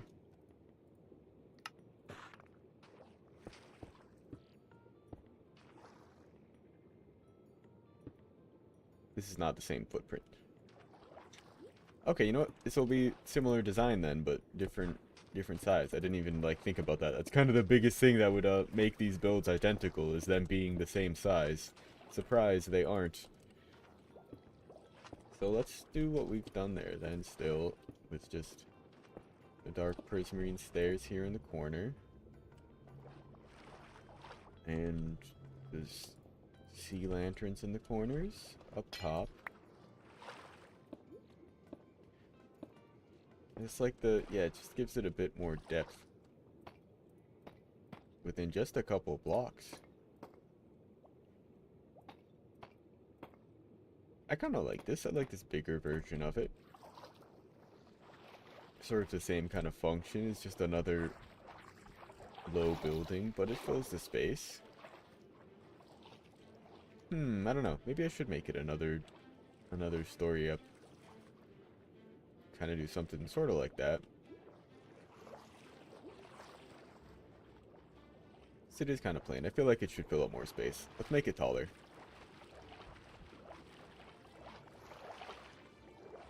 Yeah, let's just make it like proper taller. Oops. No, you don't. No, you don't. You don't touch my blocks. Get out of here, you menace.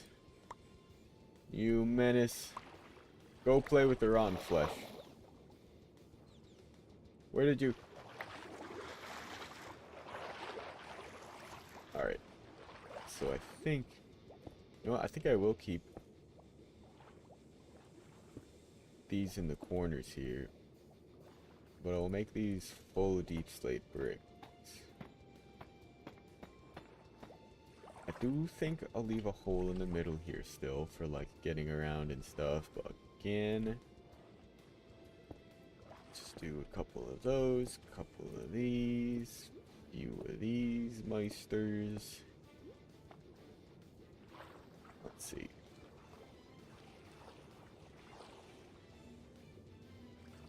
Well, you know, I could, well actually no, I guess I do kind of like having the offset there. Air is moist and makes it feel colder. Oh yeah. Yeah, no doubt there.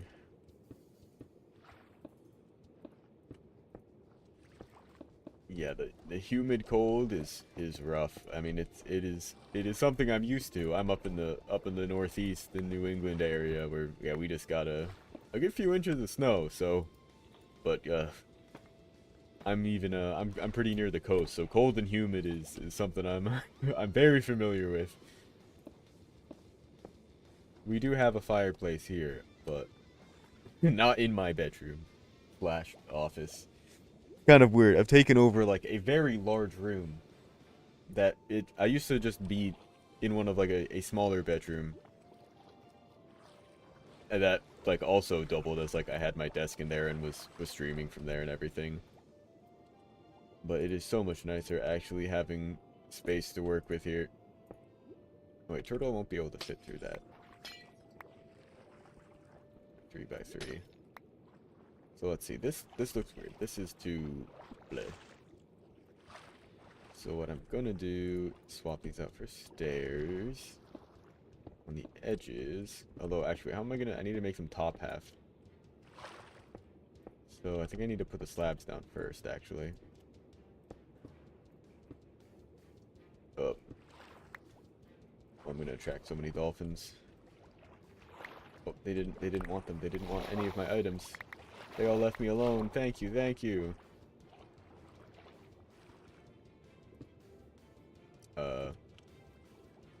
I keep placing not the right thing. Okay, cool. Perfect. Oh wait, then again, yeah, how am I doing these stairs?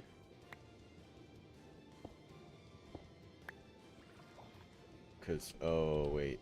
No, I'm seeing now what I gotta do. Okay. Jeez. Alright. I'm gonna give myself some floor temporarily. Because let's see, I'll need to put some blocks there. Crap. Oh, I need to just swap out these slabs for a moment. I need to put stuff on the top half of the blocks. Pop this, pop this, pop this. Guardian approach. Did I? Yeah, I thought I saw one of these over here. Freaking dolphins. Alright. So, again, more. Are you in the right spot? Uh-oh.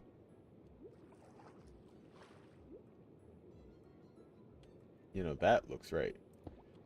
Because the idea is this.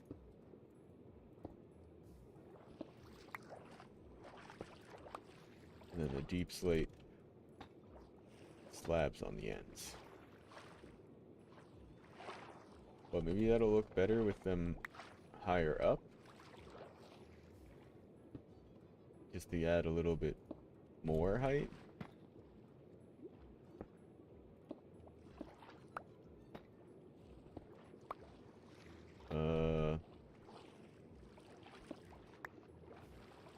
looks weird.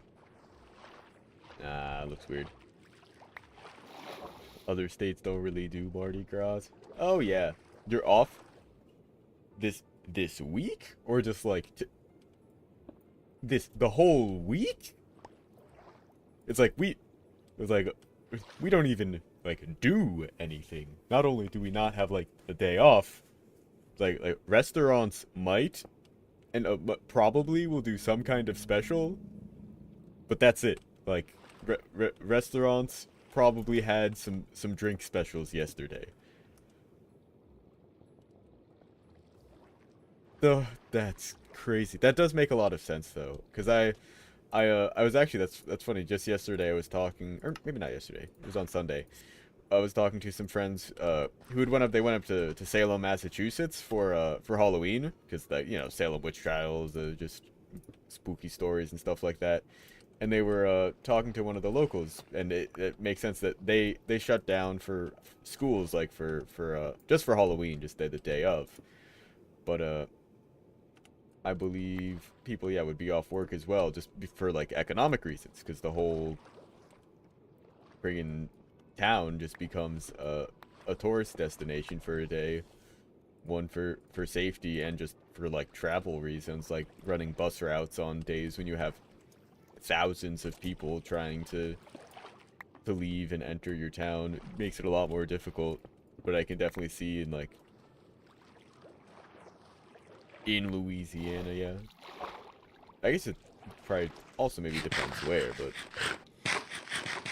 yeah, I think daiquiris are like the drink of Mardi Gras or something, aren't they? That's what I've always heard, like that's in it's like the tall skinny plastic cups that you walk around in the parades with. Oh, this looks really bad. Oh, this is not good. I made the bottom floor too short. Yeah, I didn't go into this with a plan, really. Well, my plan was to make an identical copy of one of the other buildings I made, but I sort of messed up from the start when I had a completely different footprint than the original one. And the worst part is I think I still like this. I just want to make it like one block taller. I think I'm gonna just do the exact same thing, but raise it all by one block. I forget what's even in a daiquiri. I worked at a restaurant and should know this, having been like a server. I'm pretty sure it's a tequila drink, but it very well could be a vodka drink. Could just be like, no, wait, daiquiris are rum, aren't they? Freaking, I don't know. I don't know. I've got no clue.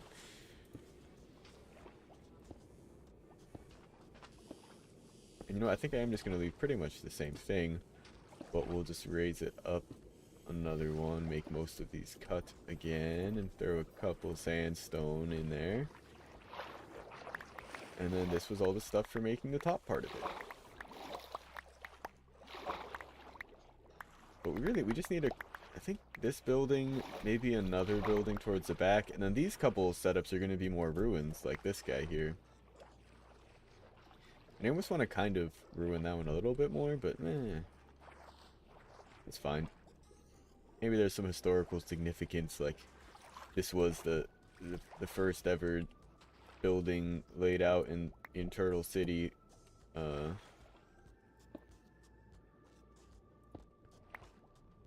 Like barely survived. Yeah, I like that. I think it needed just a little bit more sandstone in there. Mardi Gras usually ends on Wednesdays. Oh. I guess no, that makes sense. Yeah, it's like you celebrate on Tuesday into Wednesday. Oh, right. It's the beginning of Lent, of course. That also always slips my mind.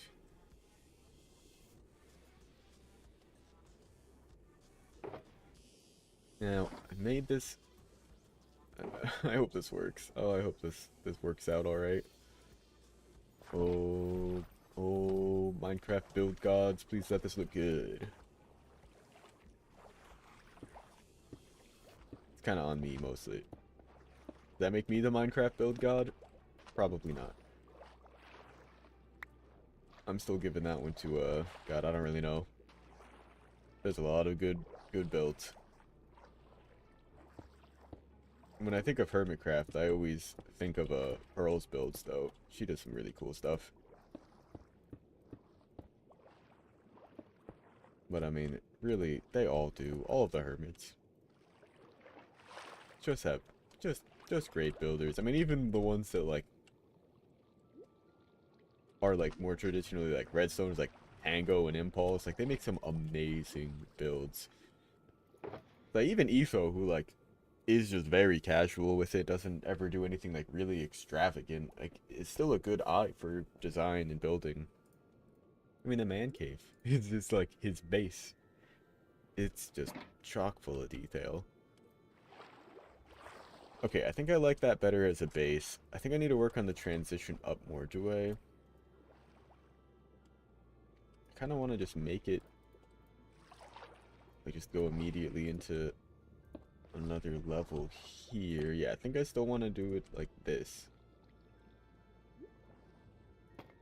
Deep slate around the edges. And honestly, maybe just this version of it that is one block taller is good enough. Maybe this will be enough space filling that I don't actually want a second floor. That's pretty good. That's pretty good. I'm just going to chop back the grass a little bit just around it. So we're going to plant some of this back and rework a lot of this to be sort of like paths. I got hiccups right now. Let's see. Honestly, yeah, no, that looks pretty good. I don't think I want to make that any bigger. Let me put some coral down in it and decorate it otherwise. You know what I'm going to do? I'll put a, I'm going to put a ring of dark prismarine in the ground here. Oh, God. Sea lantern right in the middle.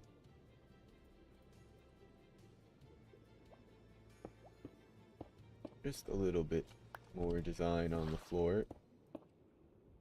And then again, I'll stick the coral in the corners. Let's get all this crap out of here. Grab some fans. We'll just plonk a few of these down.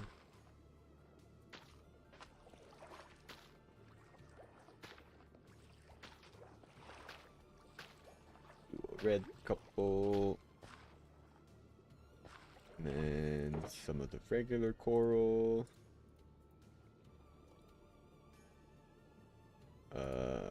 Oh. Wait. Okay, yeah, we're just running low on most of these. The regular coral was so much harder to come across. Actually, no, let me swap out one of those yellow ones, I think. Swap out that yellow one in the corner here. Horn coral. And, I don't know, a couple sea pickles.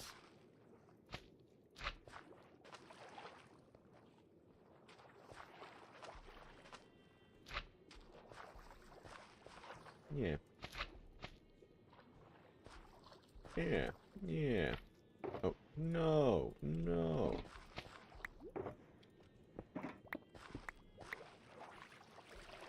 Alright, let's see. What are we thinking? What are we thinking?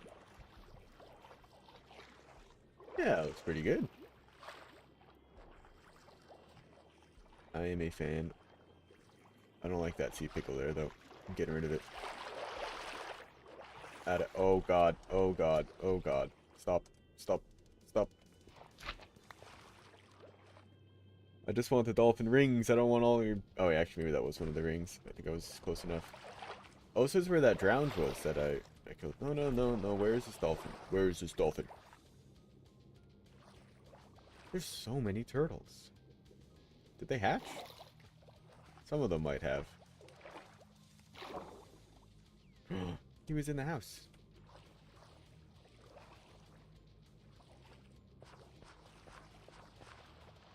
Good.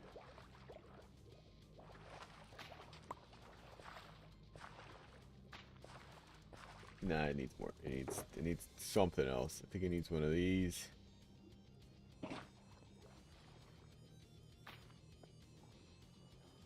And, not one in the middle.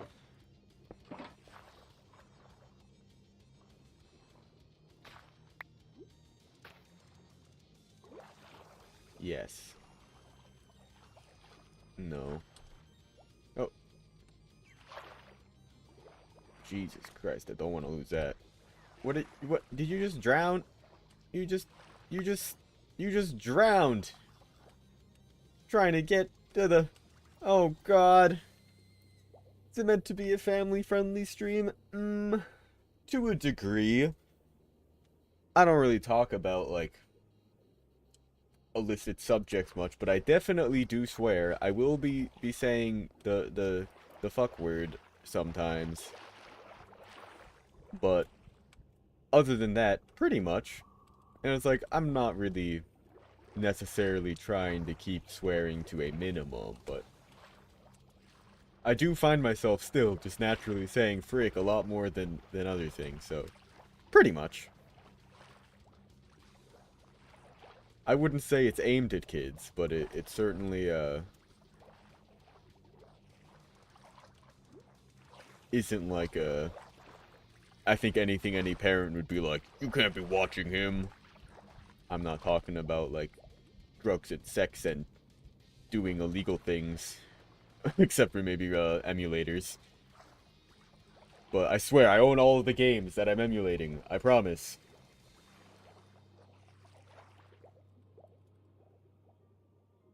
And generally the games I'm playing aren't anything crazy. Like the most like graphic game I probably play on stream would be like The Finals, which is a shooter where it's like it's a first person shooter, but you drop coins when you die. Like there isn't like any kind of blood and guts sort of stuff. But even still, like if I played Doom, I don't think that would go against anything there. Yeah, that building totally fits right in. I think that's a great spot for it. This area is gonna get filled in with a big old plaza. I think I'll design that sort of in creative mode. Yeah, that looks good. That looks good there. Turtle City's filling out. I think another building right there wouldn't hurt either. I think that's a good spot. These ruins are cool. I like the idea of these ruins. It was I think a very good call by Pairs of Two Socks here. Super cool. Because now we can just sort of build. Because the idea is there are already these ruins here just naturally, which are pretty cool. So we want to just make use of that, build some stuff around it. It's like I never really even noticed the ruins like this, because I always think of the ones that are, they're like enclosed, sort of like a dome shaped thing. Like I don't even remember ever really seeing anything like this. There's so much out in the ocean now that they've added, which is super nice. It used to, God, the oceans used to be just awful. Like it was just, it would still be all of this just exactly like what this is, but there'd be nothing in the water. It would just be water. Period. No kelp, no seagrass, just water. No fish, some squid. That's about it. That's all you got. But they've really upgraded the place. Glad we covered up this hole so they don't swim down in there, but realistically the turtles can just get over the netting anyway. It's half to keep a drowned out as much as keeping them locked in, but it just looks nice. I think it really kind of encapsulates the area, makes it feel like a complete build. And soon enough, yeah, we're really getting there. Once we get a couple more buildings down, then we can really start doing stuff. What's going to be interesting, I was just thinking, if I want to try to do any kind of redstone stuff down here, I was just imagining, but I don't know what I even would want to do. But doing redstone underwater always sucks.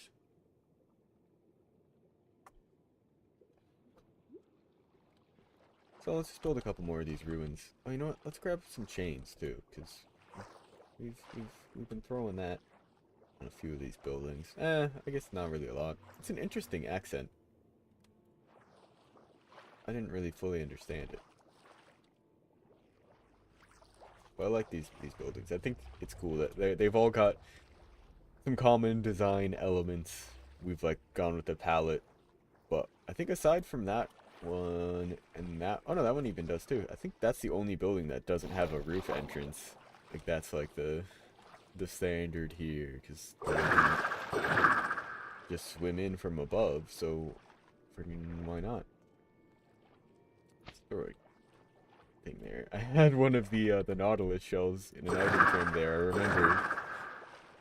No, but I took it so we could build that extra conduit out in, because let's see, we have one conduit here.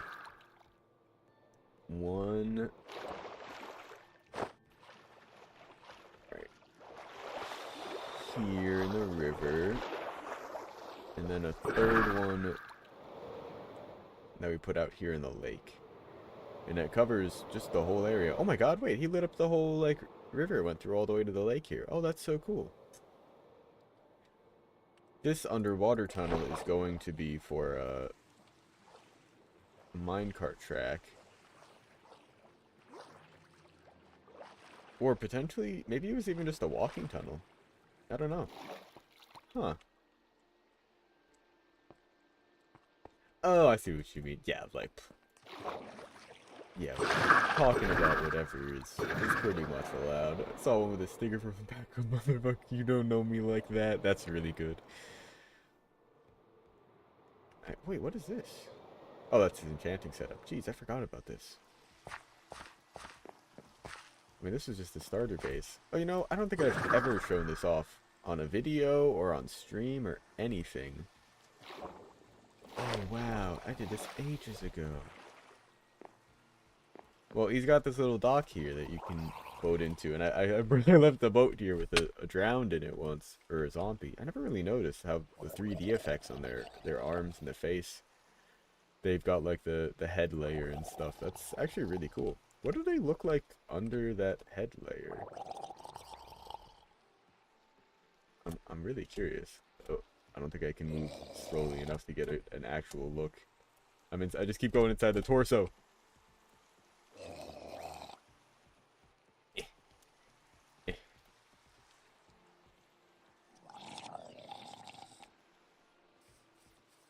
If you can read this, you are too close.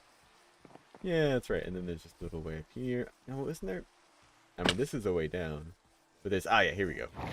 You go in here, you just come right up the well. You're right at his base. And I mean, this is all it was for a while. Ooh, I'm looting his stuff. A bunch of coal ore if I ever needed it. He hasn't played in ages. In fact, this was his Christmas gift. Got him a bunch of glass for the tunnel, so he didn't have to worry about smelting it all up or anything. Yeah, this castle's great. A little courtyard here with some housing that is just totally empty right now. A little blacksmith workshop area. This castle is just so cool. It's not quite done in the back yet. But it is super cool. So let's see, coming in the entrance here, yeah, you just enter the huge hall. There's like some pews overlooking the place. Oh man.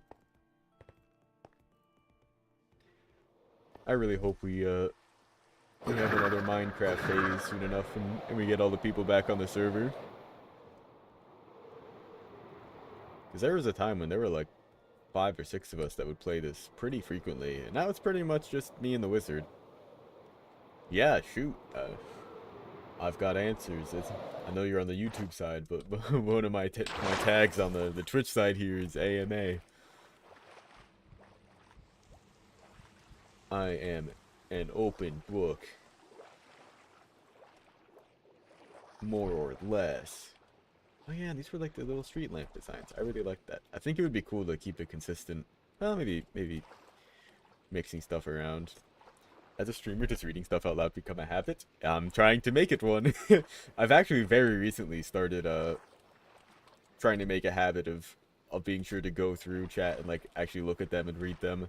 One, for the sake of my accountability, like being able to, because God, I've started streaming a lot more frequently now. But for a while, when I would stream just kind of whenever I could slash felt like it, I would really just not pay attention so much to chat. Hey, guess who's back? Welcome back. And just sort of get focused in the game, and then I'd look over to chat and be like, oh, someone sent a message 10 minutes ago, oops. So I got a lot more conscious about looking at chat, but a couple of the streamers I watched that, actually, that's just specifically one of the streamers I watch, Leanne Hef, if she's streaming, but pretty much any time that she's streaming, I would be rating her if she's live when I'm wrapping up, but, I don't even know if that's actually happened yet, because I always forget to raid people. But she reads just every comment, and she's got like a really active chat. So I started picking up the habit of that just to be sure I'm not missing anything, and it makes it a lot easier for when there's multiple people and multiple chats. I can read a message, reply right to it, and not confuse anyone. Especially with the bit of delay that I have from YouTube chat. So it's not like I see a chat and be like, oh yeah, me too. When like someone on Twitch might have just also said something a second later, even though the chat message showed up first. It makes it easier. So it definitely is becoming a habit. Yeah, definitely finish those essays. Appreciate the lurk. Definitely get that work done. School comes first. But I absolutely appreciate that view. Let's see. Yeah, absolutely. I'll know you're around. I do love having the being over on the Twitch side is great because you get the little stream avatar dogs down there, so I can tell if you're lurking. Sometimes I think there might be a way to hide your little dog, but it's not the most common thing. I need to get more dark prismarine. I think I need to get even more. I'm pretty sure we are out. Yeah, totally. And I'm happy to talk about streaming and stuff because I still feel relatively new to it, even though I've been doing it for like a few years now, kind of on and off. It's really just the last, I mean, it really is though. The last like 4 or 5 months, I've been doing it very consistently. So it is starting to become habit, and there's definitely a lot I've learned in this time. Where's my prismarine? Here, yeah. Dang. Alright, well I guess I did run the farm for a little bit. Let's see if I got anything out of it. I doubt it, but not my best landing. What?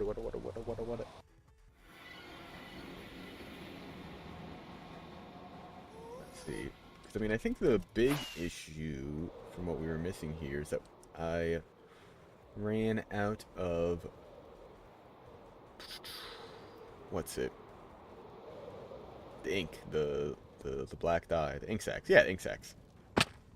Who's my biggest inspiration as a streamer? That's tough, because for me, I actually mostly started this... Oh, wait, what the heck? Why is there bone meal in there? Oh, wait, fish can drop bone meal. I mostly started actually doing this on just the YouTube side. I, have just been big inspired by a lot of just the hermits to play Minecraft and do the YouTube side of things, and I knew streaming was just a good way to do it. I've always just liked playing games and streaming. My biggest inspiration is tough, though. Honestly, it's like... Well, I guess, actually, role model is different than inspiration. My biggest inspiration back in the day was 360 Chrism. He speedruns, like, Mario games, 64, Sunshine, I believe, like, some of the 2D ones as well sometimes. He does a lot of different Nintendo games. Pikmin. But I don't really watch him as much anymore. God, 2013, 2014 were just who I came across for, like, finding out about speedrunning, that I was interested in it, and gaming in general. He was one of the first people on Twitch, and I was like, wow, this is really cool, and like something I can do. I am still using the same mic that I got based on their recommendation, which the AT Audio Technica 2020. It is a lot of the same mic a lot of people use. But man, there really was not a lot of ink in there, was there? Biggest role model as a streamer currently, probably Simple Flips is definitely up there. He does a lot of Mario 64 ROM hacking stuff, but also just general gaming stuff on like Gary's Mod and CS:GO. Mostly, I guess, actually just a lot of Source Engine stuff. In particular, big inspiration for me. Leanne Hef as well is also kind of a small streamer, is a big role model because they're making it happen. I don't really watch like that many of like the big name streamers. Like I am certainly like aware of Ludwig and XUC and stuff, and like pretty much all those big names. Like I do like Ludwig. I don't really watch his streams much, but I do enjoy the content that I have seen of his. But I don't really watch much content, to be honest. Like for being in this sphere, I'm aware of a lot of names, but in both streaming a lot and spending my time editing and just most of my free time otherwise just spent playing games with friends versus watching stuff. If I am watching anything, it's one of the YouTubers I've been watching for the last like 15 years. I don't really watch much Twitch. There's a couple people that basically I started watching on YouTube and they also stream sometimes. But my biggest role model and inspiration just overall for content creation would have to be Ethos Lab. They have just he just has such an incredible just style and like the community that he's built around them. Just doing kind of what he wants to casually. He's definitely not a great role model in terms of like this is how you should like do your upload schedule and whatnot, because God, he's sporadically posting, but it's always just good home feeling content. Yeah, nah, feel free to shoot. You don't have to ask if you if you can ask a question. Just feel free to ask. It gives me something to talk about. Ooh, man, when the early days streams where I wasn't really accustomed to just sort of sitting there playing and talking alone, but not having anyone at all in chat, ooh, it would be tough coming up with stuff to talk about. When in reality, I could just be talking about streaming and stuff like I am right now. I make my own dang questions. I should have slept at night when I still had the chance. Now it's going to be raining all day. I guess we're going to be underwater. Got a little bit more dark prismarine. I'm going to turn a bunch of them into slabs, I think. Just to help fill out some of this space. Yeah, half a stack. That should be good. Some of this will cover up. Advice for a new streamer. Yeah, I mean, I've got a lot of advice in that regard. If there's anything specific, I could totally help with that. But in general, definitely do what you want. But follow trends. As much as I'd love to be... I mean, I love playing Minecraft. Luckily for me, this game is immensely popular, and I'm able to play it pretty frequently and do what I like. In terms of like uploading the shorts and on YouTube videos, I'd love to be able to do more variety stuff, but it's just going to be kind of difficult for me to punch through difference there. But do something that you enjoy so that you don't get tired of it. Because I've been doing the Minecraft stuff every single day, posting a short, making videos, streaming, doing content in some form with Minecraft every single day for the past 6 months, and there's been times where I burned out a little bit and I've taken like short breaks. That there's, I guess, a week that I did take a break at the end of the year. It wasn't every single day, but I love this game. I love doing it. Make sure that it's something that you feel comfortable playing and doing. Don't necessarily like just pick up the newest game that everyone's playing because you think it'll get you views if you don't enjoy it. But if something like Pal World comes out and you're able to get it and you enjoy playing it, it can be really nice to have that content available. Other big things is probably just get comfortable with your setup. Figure out how it what it takes basically to click that start stream button. Make that process as easy as possible for you. Get overlays set up, have all your whatever kind of, if you have banners or your camera and whatnot, get some stuff set up so that starting stream is as easy as booting up the game, telling OBS to capture that game, and start playing. Because early on, I would, for just about every game, just kind of have to rearrange my stuff. I didn't really have any kind of overlay, which does make things easier. Like, I like keeping it pretty minimal. That seems to be the trend nowadays too, is not like any kind of crazy overbearing overlays, just some simple little just pretty much camera on game. I'd also recommend, and this definitely isn't a must, but is absolutely, it kind of becomes a must if you want to get like some continuous growth, is getting on some kind of schedule.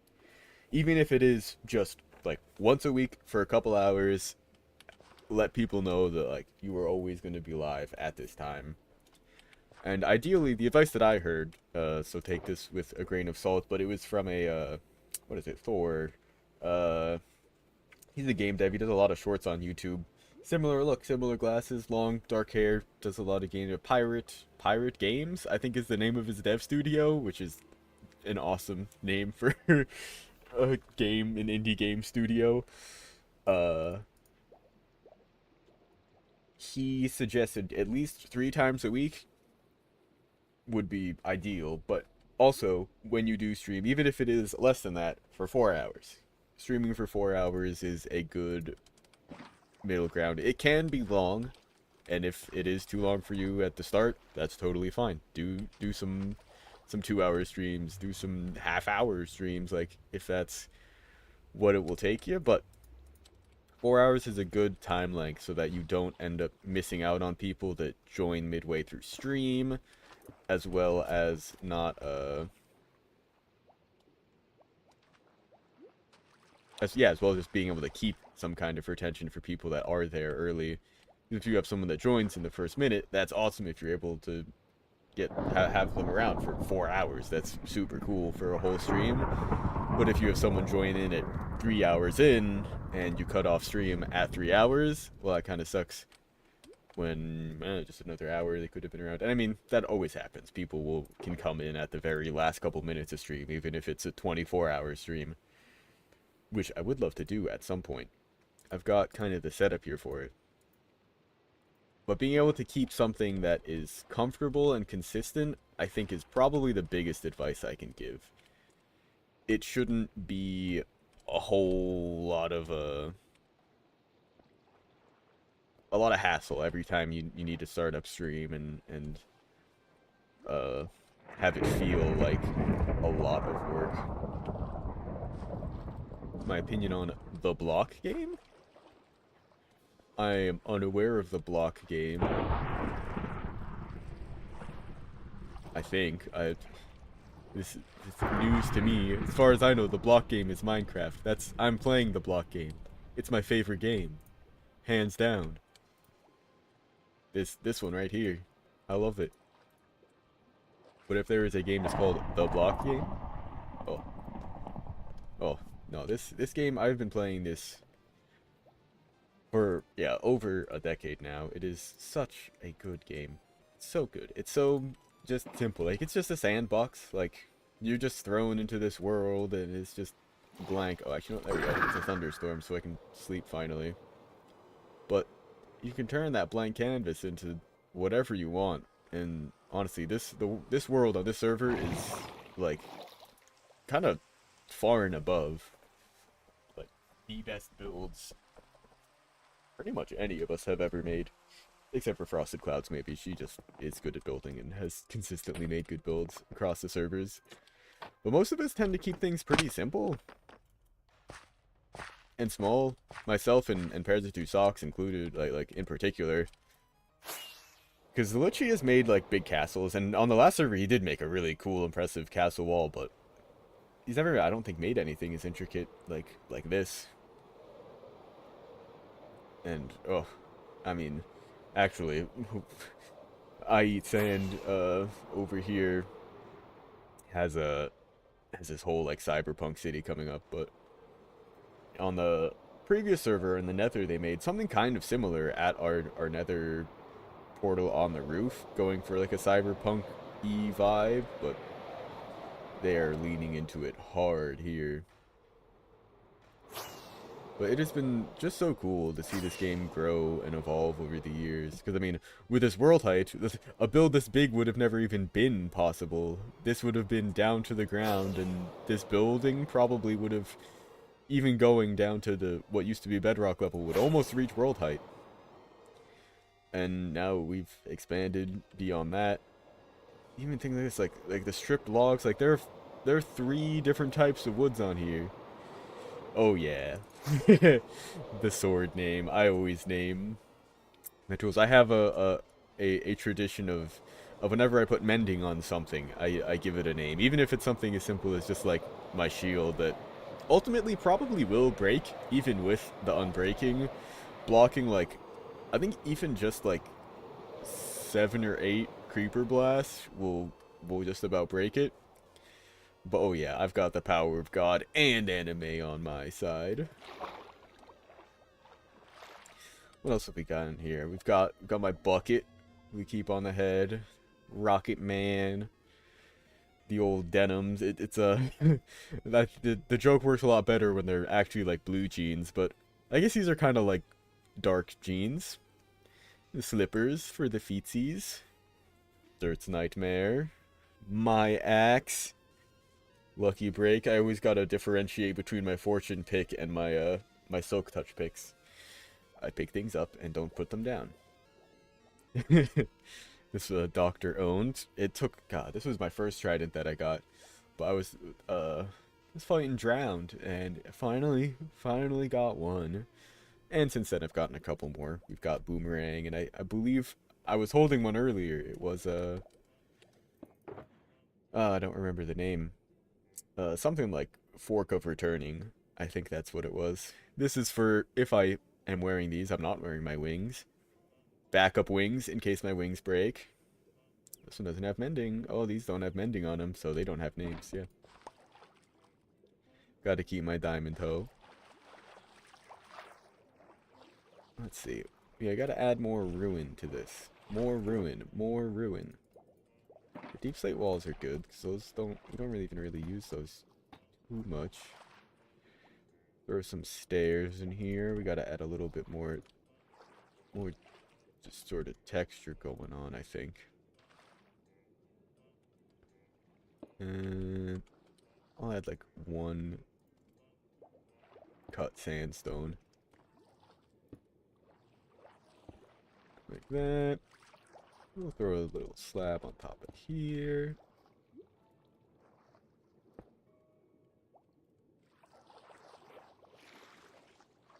Let's make this one bigger. Let's make this like these ruins go out quite a bit.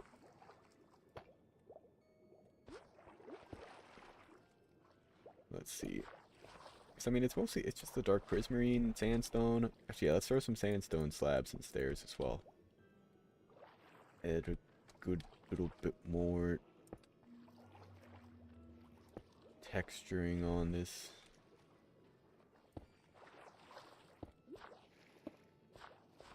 Man, I don't want the like connected bits. Oops.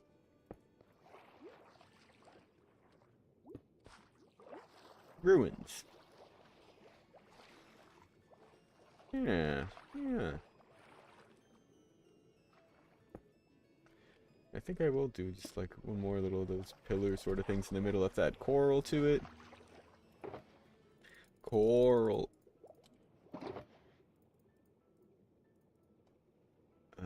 I grab multiple of those. Take a red one.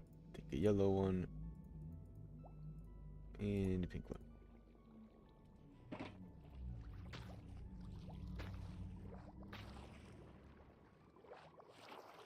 Oh, put the pink there. Where's the blue ones?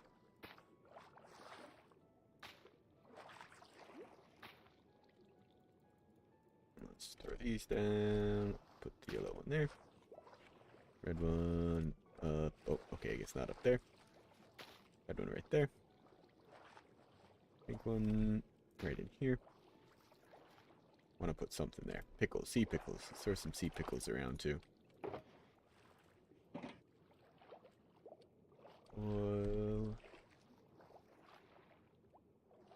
Oh wait, I can't put anything up there, but I can put some right there. Couple there. There we go. I like it. I like it. I'm gonna put blue one here. No, yellow one. Love it. Wish Prismarine or Guardians got an update. Yeah, they could. Do you have MC music on? Let's see, what is it? It's Homestuck music playing right now. It is definitely a little quiet. Let's turn it up just a bit. Homestuck is very nice. In high school, did you have 2 different English subjects? No. That's an interesting one. Yeah, we just had is English. I can imagine that maybe it's like reading and writing, which our English classes were sort of divided into that, but like typically it would be you like read something, do some comprehensiveness stuff on it, and writing wise would just be a response on that kind of thing. I don't even know how exactly language and literature. Oh, of course. Yeah, no, that makes a lot of sense. Ours, yeah, we're just kind of 2 in 1. But also we generally in the US have been getting English as first language for the entirety of our lives.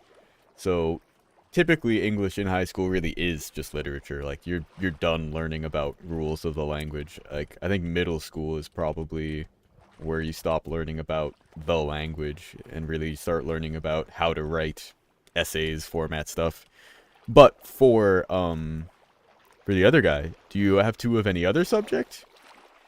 Yeah. Actually, yeah, that is interesting. Are there any other subjects that are split up in that kind of way? Because for like and I guess not even at the high school level, but there is definitely a difference in how it is taught at the high school level versus college. For other languages, like for Spanish, you can absolutely get and my dad like is a Spanish professor, and he has separate courses for like Spanish 1, 2, and 3, like for the Spanish language courses that include some literature, but he also has Spanish literature courses that are about the literature. And in college, we absolutely do have different courses where some you can take like on the language and the history of the language and writing and stuff, where you but also can take literature courses. I took an English course in high school that was just about Shakespeare. We just read a bunch of Shakespeare, went to plays, did writing about it. It was very cool. Language like comprehension, grammar, writing units like yeah, exactly. Yep, we would do basically both in school, but split up. Typically, like preschool through 5th, 6th grade, you're learning all that language stuff, how grammar works, how to put a sentence in order with nouns and verbs and adjectives and what those are. And then in like middle school and even in like 4th and 5th grade, you start reading some basic books so you can do like the analyses of poems and books and stories. Ooh, got something in my eye.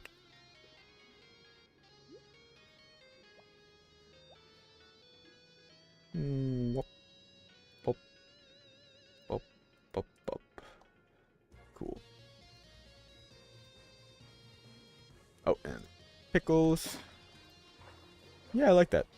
I like these ruins. Let's move on to the other ones. Yeah, I guess I'm kind of thinking that we definitely have some stuff like that as well, but it's honestly almost just for like different things, yeah, like applied physics and theoretical physics. I wouldn't even. I mean, yeah, I guess that is kind of in the same way. Well, not even really with English, like language versus literature.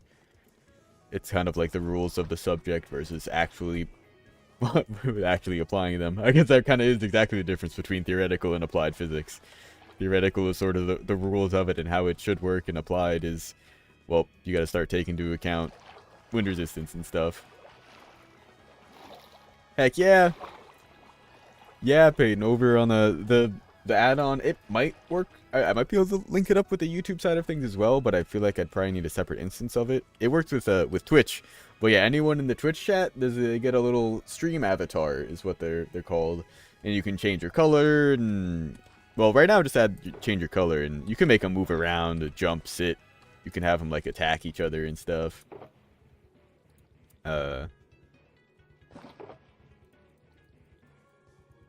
But I do need to add accessories, because you can make it so you can get little hats and stuff on them, too. But no, they're great. I am a big fan. Add additional math. Yeah, I guess we have, like, additional math classes. Like, when you're in, like, high school, there will be different levels of math. Like, not everyone will start taking some form of calculus. But I was taking some of the more advanced classes that I was doing, so I ended up taking, like, a Calculus 1 course in high school. You know, math is cool and useful, particularly for engineering. I really enjoy math. If I would have just studied any, like, kind of soft, or like a just raw subject to study and do, it probably would have been math. Heck yeah.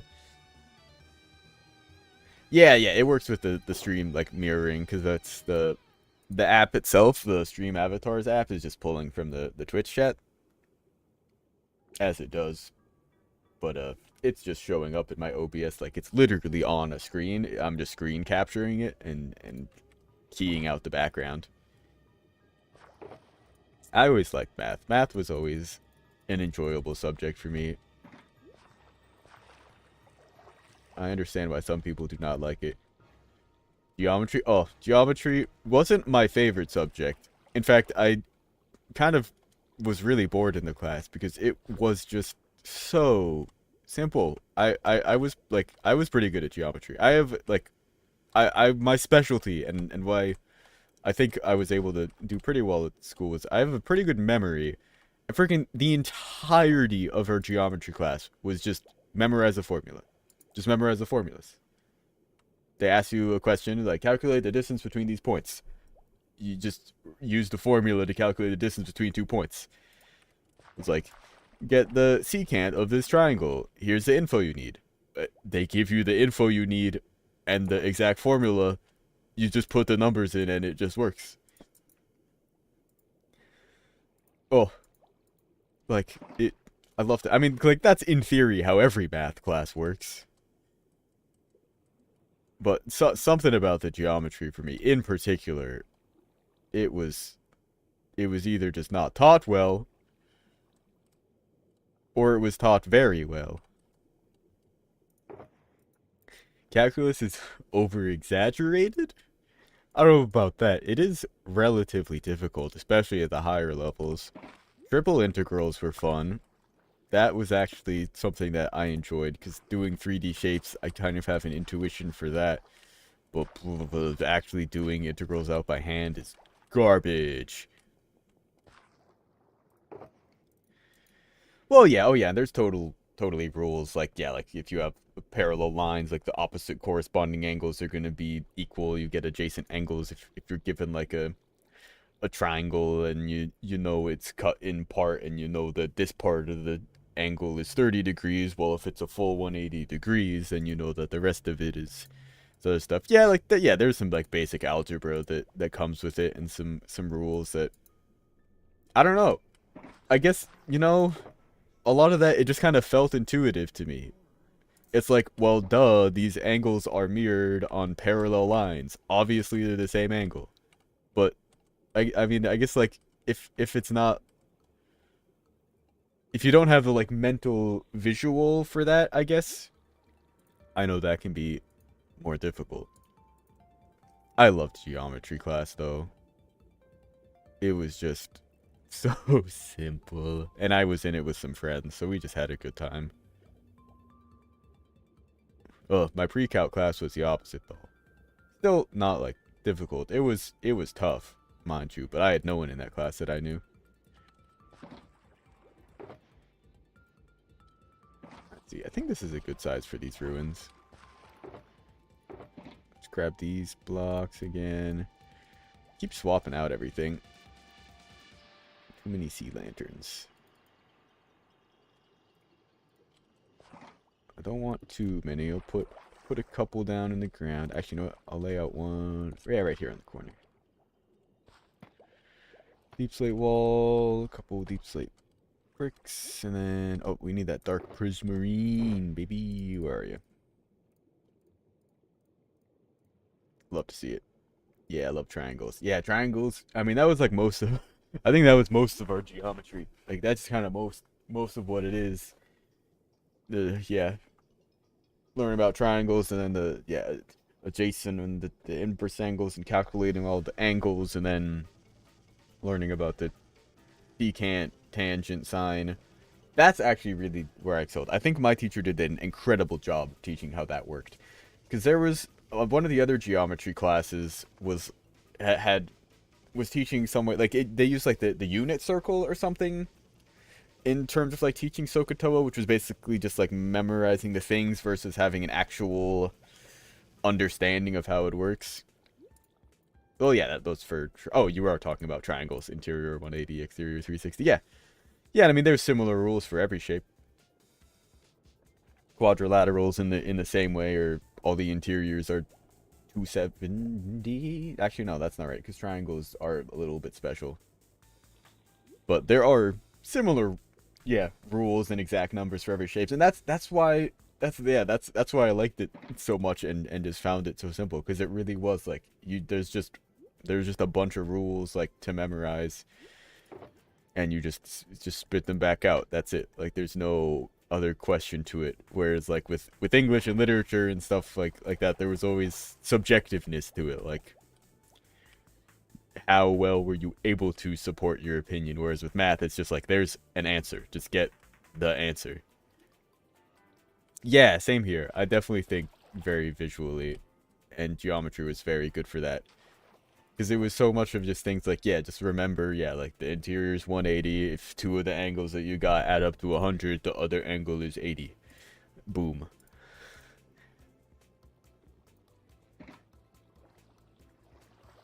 Honestly, that's probably one of the reasons I do enjoy Minecraft so much. Not geometry, but because I am a very visual, like, thinker, it is very satisfying and doable for me to just sort of, yes, kind of think of designs and then just make them happen. Particularly with redstone stuff and seeing how they line up with his stuff. Yeah, I can't imagine. I mean, there was like the whole, I call it an epidemic because it really kind of was, of people going around claiming that they had aphantasia when it, like, I don't know, first started making the rounds on, I don't know, TikTok or something, people talking about it, as it, like any mental issue tends to do when it makes its rounds on, like, some kind of popular format. But I definitely do not have it. I'm definitely very often, like, picturing things in my head and could describe them. But some people were like, oh, it's like when I think of something, I just like see black when I close my eyes and think of stuff. It's like me too, but like you can like picture something. The greatest test of it that I thought of was just like tell someone like picture a ball rolling off of a table. It's like, how big was the ball? What kind of ball was it? Was it like a tennis ball or a baseball or anything in particular? Which direction did it roll? Did it roll away from you or off to the side? If you can do that, you do not have aphantasia. It's like, if literally, like, that is impossible to you, like, you don't realize, like, how do I do it? Redstone's the reason I got into like computer science and stuff, because of like the logic gates and whatnot. I mean, I have a whole there it is, YouTube series talking about it. It sure as heck didn't trick me. I knew exactly what it was doing. But well, there's a lot of stuff I've done. But I did a short series on just a whole bunch of logic gates here, which are, I mean, quite literally just how computers are built. Literally, there are transistors and stuff doing this kind of math with ones and zeros that add up to it. But oh yeah, it does kind of trick us. I mean, it's as simple as this, like, turn the signal on and off. If it's a 1, outputs a 0. If it's a 0, outputs a 1. And we're looking at these levers here, not the torches. This is on. Like, these are both at 0, this is at 0. If this is at 1, this is at 0. If this and this is at 1, this is at 1. You can combine a bunch of those and do more math. Similarly with the OR gate, it's just if either of these are a 1, this is a 1. And, well, then, yeah, I mean, you know from there, just combine a bunch of gates, and you can make a binary math calculators. Yeah, thank you. That figuring out, getting the science and art of the perfect loop has been a journey, and a very fun one at that. I love doing the transitions. I want to do more. I've really enjoyed doing like the one take videos. I think that's a really cool format for it. But one of the videos that did really well, and I also got a lot of good feedback on that transition for, was when I did one mid-video, where I transitioned from my creative world over to the survivor world to show off one of the builds. Because, I mean, a lot of people won't ever even see the transition, because they won't watch all the way till the end. But throwing one right in the middle is very cool to actually get some feedback on it, because people comment on it like a lot. I'm really happy, because it's not even too complicated. A lot of it, the biggest tip I can give for like any kind of loop transition that you want to do is make sure there's a lot of movement at the start and right at the end. So whenever I'm cutting in, I'm usually, one, making sure it's a similar frame, like I'm either spinning around like in a like almost the same spot where I end it, or at least it's similar enough that like the background's going to be like blurry and roughly the same color, that it doesn't look like a jump cut. But I also oh, we can turn this up. We love our Undertale music. I also usually just look up to the sky, so you can get even the exact same clean plate. But I usually start zoomed in and zoom out and just look down. Or just snap into view, and then when I finish, same deal. Zoom in and look up. So there's just a lot of movement. The spinning transitions are also really good, because it's easy enough to just cut it right in the middle of the spin and cut it back in at the start of the other spin. It's just the actual like choreographing of it. There's so many takes that I've had of recording a short where it's like I do the spin, do the short, start it up, blah blah, talk it, finish it up, and then just kind of stand there. And then I realize I can't use that take because I didn't end it by like looking up at the sky, and I can't just cut in the middle of it. You need to get out of here, because I need to be able to swim around and make this build happen. I kind of already did. I sort of did the build, didn't I? This one's a little tiny ruins. The pink one, and the yellow one, and some of these. Blue one, red one, another red one, no, another red one, and pickles. I was thinking maybe I'll throw something else in there. And pickles. Yeah. Cool, cool. More ruins. You love to see it. Alright, just gonna make sure I actually pick these up this time. And now I could use your help. Thank you. Want to swim away and get a view of it.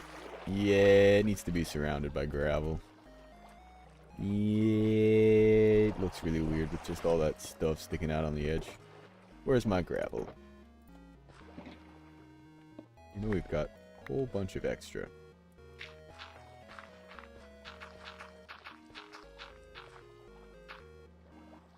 Yep. Cool, cool, cool. Actually, let's cover this up too. Because I think I dug some of this out and intended to turn it to gravel. I'm going to just do this anyway. We love to see it. That Undertale music. Now we're back to what is this? Animal Crossing? All of these are pulled just from my my list of music that I've got, and most of them I just named after the game and then the song title. But actually this one is just The Roost. All the Animal Crossing ones I also added just sort of a descriptor for like the vibe, because I mean it's kind of tough figuring out what the song is when it's literally just called like 3 p.m. I don't know exactly what it is, but we've got all that's all the buildings that I thought I wanted to make. I think some more ruins are in order. I think it would be cool to have like a couple more, just like one maybe right here down on the hill, and then another one further back up there, like maybe even a bigger one. A redstone build challenge, yeah. Absolutely down for more ideas. We have a lot of projects in mind for this server, so I'll alert you that. But if it's something small, I could absolutely maybe even whip something up right now. I'm kind of at a good pausing point right here. Otherwise, I'm just going to keep working on more of these ruins, I think. Yeah, I've got plenty of dark prismarine. It's like, there's not much, but I don't need much. It's like, yeah, like maybe another building back there, but I kind of like having it cleared out. I feel like we'll work in more deal with the paths. So we're going to make some kind of path. More so just like leaving sand and stuff around to make it look like they've sort of dragged it between the buildings as they swim between them. Less so like actual paths, because they don't walk on them. So you don't need to really like pave anything. Oh yeah, that looks great now. Yeah, I filled in more of the kelp towards the back there, because this is all a hill. I think it goes down something like that, and I didn't have any of the kelp here. It looked really weird with it just sort of growing partway and then just stop. You make a doghouse with a redstone door? Pfft, can I make a doghouse with a redstone door? I bet I could do it in let's see, do I have the, I bet I could do it in just a few minutes here. Because the redstone door is easy enough with how I think it is. If you want a doghouse, because a dog only needs to fit in a pretty small area, it would just need to fit in something like this realistically. Boom, doggy, go in there, right? How big are the wolves? Or when they're sitting, are they 2 blocks tall? Maybe they're 2 blocks tall. Let's build this out of something that's actually kind of nice. Oh, actually, I know exactly what to use. Oh, what is the wood? No. It's the other wood that's red. Wood. It's this wood. Mangrove. Mangrove, and then for a white roof, we can make it out of quartz. That'll be real fancy looking. Let's see. Because let's see how. Let's get a wolf and some bones. We gotta be able to test this, don't we? So I'll put you in the doghouse. Okay, yeah, so you would fit perfectly fine in a little doghouse like that. The issue would be getting the dog in the doghouse. But I mean, let's see. For one, it wouldn't be too difficult to just do something as simple as boom, redstone doghouse. There you redstone doghouse. Redstone doghouse. Well, you could do something a lot more complex than that. Absolutely, with with maybe a little piston door. Redstone door. I'm not counting that in the slightest. Let's get you some wool to sit on. Make you a nice little red floor. Yep. Yeah, that's exactly... Oh, no! That is exactly where I was going with this. Because we extend this just by 1. We can make this a little bit longer. Get Doggy back inside there. Get in your doghouse. Get in the doghouse. And, Get in the doghouse. Water. This should work, except you'll start swimming, but that's fine.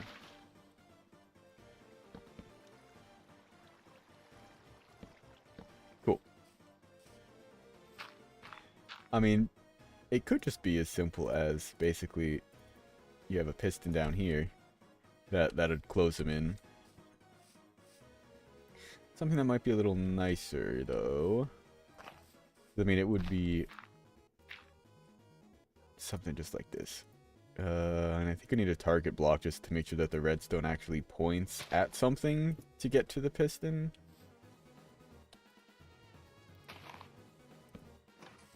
Doggy house. But this isn't super exciting. There's definitely better and more interesting mechanisms that you can use to trigger the piston down here. If you want something secret, you could do something like this. I've been using this mechanism a lot lately.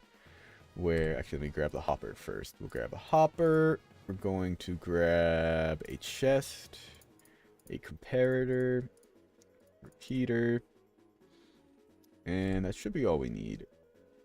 So we're going to put one hopper here, and that will, oh, whoops, I need that carpet back.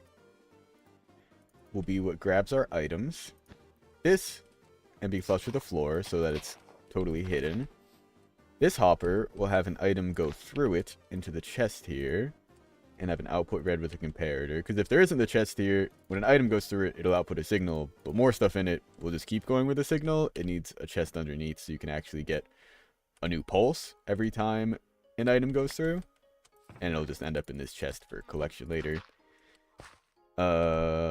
From there, you can do that. Yeah, exactly. Yeah, exactly. Just, it's the hopper door. That you've got to, well, this would have to be hooked up to some kind of either, something to invert the signal to turn it on and off. But let's see, what can we hook this up to?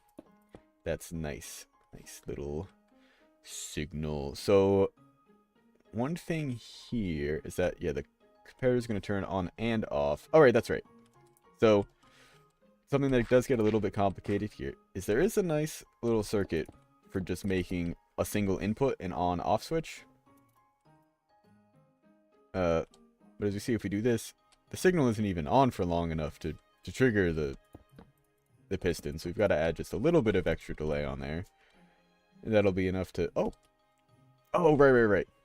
Big issue. The comparator only sees one item, so it only outputs a signal strength of 1. You've got to put a repeater here so you can get a full strength signal. Then it works just fine. But it's going to put it up and down, so you don't like that. It would be nicer if it would just stay on. So an easy toggle that you can make in Java Edition at least is if you have an observer that activates a sticky piston, or just anything that generates a single tick pulse when it sees something. It'll, actually, wait, let's move this one further back. Because I want it to go up here, actually. Go here, so then when the observer sees the redstone go off, it can push and pull, say, a redstone block into place. So now this functions as an on and off switch. In theory.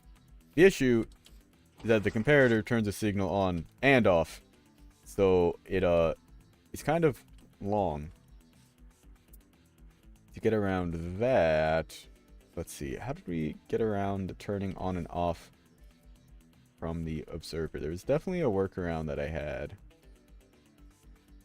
What did I do? Yeah, the issue with this is that signal turns on and, oh, whoops. Signal turns on and signal turns off. We want it to just be one thing. So actually, I think it had something to do with, yeah, getting the output from the observer itself here. Well, because the thing is, we need it to stay on.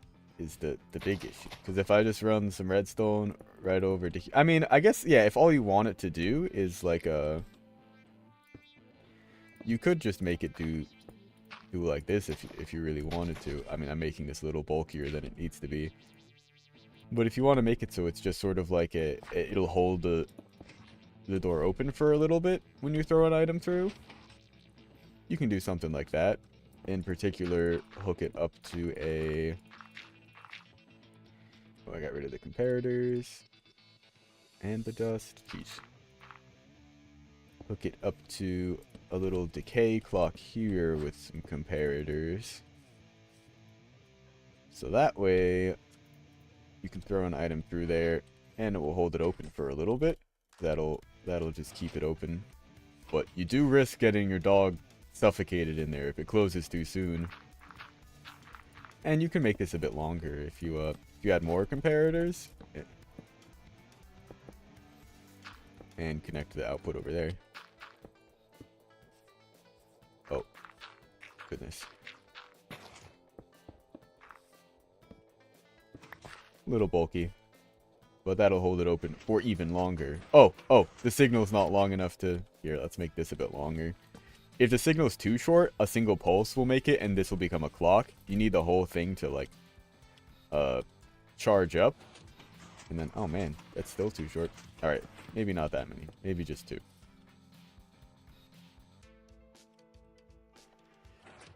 Oh, I messed that up. Yeah, it basically will keep the whole signal charged, but even still, probably not ideal. There was some... How did I do this? In here. I had a really nice, compact way to do it in this. Oh, wait, no, it also closes. It opens and then closes. That's right, because I made it a secret entrance on this. So that is different. I have a build on here somewhere. That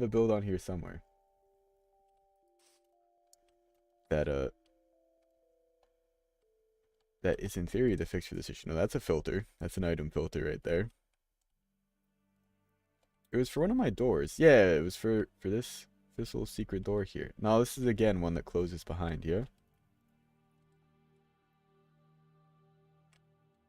And this is a way to turn the on and off pulse into a single circuit. But oh, right. No, I did have another way. It would just use the pistons again. So let's see. We'd get around it by... You have an observer that looks at the comparator to get a signal out. That triggers this piston, which is pushing another observer, which triggers a piston with the redstone block that powers it. So that way, when this triggers, this will go off and push the, it'll push the observer, which will give an update to this one and make it push the redstone block. But then when this gives a second pulse and the piston pulls it back, this observer is over here now, so it doesn't give a second pulse to this. So you can turn one input, or rather 2 pulses from the first observer into one state of change on this end. So every time this piston goes out and in, this other piston just goes out or in. You'll see it only goes when the observer gets pushed at it. I'm sure there's silent ways to make a circuit like this, but this is the way I'm familiar with doing things like this. This definitely isn't the most compact way to do this either, but this is doing exactly what I want it to now. And you can always make some kind of access hole so you can empty it out, or just throw junk in it. There you go. Oh. I knew it was something to do with the pistons. Doghouse. The difficult part, though, is going to be getting your dog back in there whenever you want. Oh, and getting your dog out. Because, oh no, it will walk over the carpet. I'm like, because I think mobs won't walk over carpets. Because what you're going to have to do is every time you want to push them in there. Because if you throw an item, not going to be good for him. Uh-oh. It's going to be really not good for him. Whoa. That is not at all what I was intended. So, if you're going to use this design, either... Actually, what you could do, nice little workaround, because this will be open, you could do... to reduce the risk of that, put mangrove trapdoors on the roof here. Make sure you're facing the right way for it. Boom. And that way, you can have this closed off design. Yeah, actually, I think I like this better. That way, it's closed off, and in theory, then you can still get in there to push them all the way to the back before you close it. I was thinking otherwise you'll need to like wear a elytra or use something to get yourself down into there. But that works. This works pretty well too. Boom, there you go. Redstone doghouse. But I mean really it's just this piston mechanism, which I have shown off pretty recently, I think. I think I just did a short on it sometime last week, because if I remember right, it should be somewhere right around here. Let's see, instant piston. I've been kind of doing stuff all over the place recently, so maybe not. Where did I do it? Whatever. I did want to show off this thing again. This build is, oh, this is so cool to me. I was watching Mumbo Jumbo, and it's just this. Ignore this. This was a failed attempt at something. I don't even know what. It doesn't really do much of anything. I wanted to make some kind of cascading redstone thing, but I realized with this sort of setup with repeaters, you can't actually power all the redstone really nicely. But this is a zero-tick piston block pusher thing. It's so cool. And you can put them in a loop, and they'll do cool stuff. Pushing the stuff around forever. You can even like still walk in the place of it. But you can also make it really fast. You can make it really freaking fast. Uh-oh. I've also learned something really fun that you can do with these is because oh.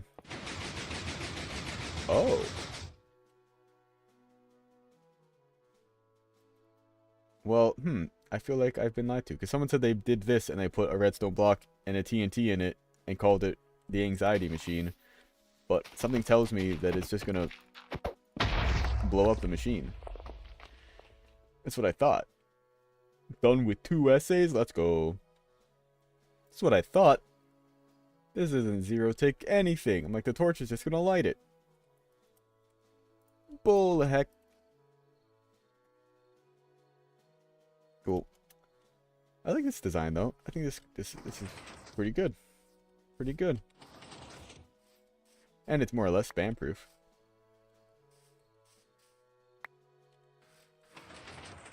Two done. Oh, this wall? Nothing really special. Let's see, where is it? Where's the... Did I do it in here? Did I never do it at all? Oh, there's this weird property with glass and redstone. Just transparent blocks in general, where it can like, it can climb up through transparent blocks, basically. Here's a better example. This is all of the different types. Glass, top slabs, glowstone, upside down stairs, actually just stairs in general, really. Sea lanterns. These are all transparent blocks where signals can travel up and through them, but not down them, which is very, like, visually, that makes a lot of sense in terms of the slabs. Still kind of weird that the signals can go up them, but kind of makes sense that they can't go down. Less so with the glass and stuff, but the wall itself is, I think it's tinted glass. Just redstone blocks, just sending a signal upwards. It's not actually anything, I just thought it was a design that looked cool. And I made it really way too big. But I realized, and I don't know how well this is going to work with the compression over the streaming, but it creates some of the really cool moire effects, I believe is how it's pronounced. M-O-I-R-E. It's French. I think it's named after like the mathematician that discovered them or just named them.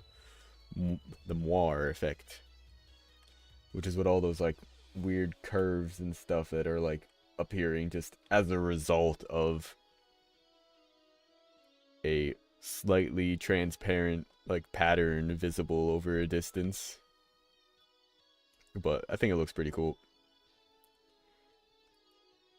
It draws question and it's just good background for all the shorts and stuff. It's, I mean, I love this. Like, it's just, it was a super flat world. There was nothing here, but it is great background for any short I do, because even I can just do something as simple as just like showing off. What's one of the shorts I did recently? Yeah, here's one. This is one that I was just talking about, and gates, and like I built this, and this. For that short. Yeah, for these three were literally just it for one short. But if the entire rest of the world was totally empty, it wouldn't probably have looked as good. Not that it's like super pretty, but spinning in and jumping into seeing this is a lot more interesting than spinning it into some kind of like new YouTube video and it's just this is it. This is the whole world. It's nice to have a bit of background there. Made it too big. I hate autocorrect too. The black and red curves. Yeah, it is. It's like the PewDiePie visuals. My friend still has one of the cans of the I don't even remember what it was. There was some energy drink that he had a sponsored partnership something with for a little while. I want to say it was G Fuel, but I don't think those come in cans. I think that's just the powder, isn't it? I always turn off autocorrect. It autocorrects things incorrectly for me more than it does things right. Wow. Wow, the turtles are actually like swimming around and like going pretty far into the area. Oh, you know what I forgot? Is that one of these buildings we're going to turn into, yeah, like a little breeding center. Which state? Oh, okay, yeah, I'm in Connecticut. One of the smaller states. We're up in the northeast. Connecticut. Connecticut. We are the Nutmeggers, I believe, because we're the Nutmeg state. All the states have names like that. And no one knows any except for their own. Unless you know all of them. In which case, you're a nerd. Welcome to the club. I don't know all of them. I'm not one of those nerds. I just play Minecraft for 4 hours a day. Oh, cool. Where in the US were you located for a couple years? Yeah. That is a good while, and also probably real good for your English as well. Oh, cool. Yeah, I've not been to Seattle specifically, but I've driven across the country. I've been around a little bit. We did a road trip a couple years ago with two friends. We drove from just about from Boston. We picked up the car over, we went to school up in Worcester, so he was still up there at the time, finishing off his second degree, when, we grabbed the car from up there, swung back down to Connecticut, and headed all the way across the country over to Los Angeles, California, and then flew back. Oh, for Microsoft. Yeah, that makes sense. Yeah, I was gonna ask if it was, like, for school, if it was that recently, or if it was a while back. Yeah, if it was probably for like your parents' work or something. He met Bill Gates. That's pretty cool. That is neat. Yeah, because there's so many like tech companies that are located out west in California. Maine basically invented the candy mounds. Which ones are mounds? Those are that's the coconut ones, right? No, I'm thinking of Almond Joy. There's like a version like called Almond Joy Mounds. Is Mounds itself some kind of candy? Oh, they just like bumped into each other. I can't even imagine that. I would have assumed it's like in a meeting or something, like he was there, but I couldn't imagine just like going into the office like one day and it's like you go like you just get in the elevator and it's like, oh, hi, Bill Gates, what's up? I'm just going to code some UI for Teams because it's still really garbage. Uh, that's pretty cool. It's both. You know, I kind of assumed Almond Joy itself just came first. Was Almond Joy like called Mounds originally, and then they changed it, and then they also made one called Almond Joy Mounds? It was in the building. They didn't have a conversation, but just like yeah. Huh. Yeah, no, that totally makes sense. Only three. Yeah, so hell, I probably barely even remember much of it. I think. Let's see. I don't know. I don't want to work on too much else here, I think. For now, I'll run a couple of these ruins just by pairs of two socks, see what he thinks. I think they came out pretty well. Which one? This was the original one, right? Yeah. I couldn't even tell. I like him. Also, my Keanu Reeves.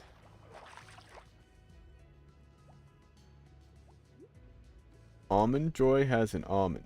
Mounds has little fragments of, I'm sorry, potato? That's gotta be autocorrect, right? Right? Huh? Who? VTuber trying to friend me on Discord. What? Potato? Wh- It was just for like a normal celebration. Oh, yeah.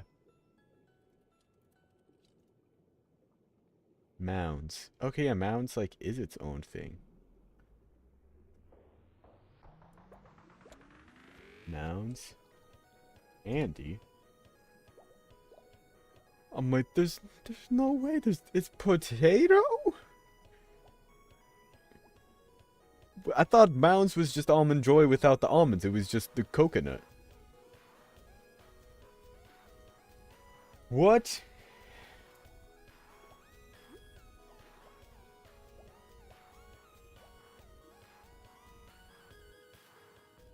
Main potato candy. Huh. Huh. Yeah, I didn't know that. Traditionally, those kind of candies, they're called just Mounds, like potato candies. That is the name of them. But the candy that Hershey makes is shredded coconut. That is coconut. There is not potato in the Mounds bars that you get at the grocery store or wherever you get your Hershey products. They use shredded coconut. But I am seeing a lot of results for main potato candy. How to make main potato candy.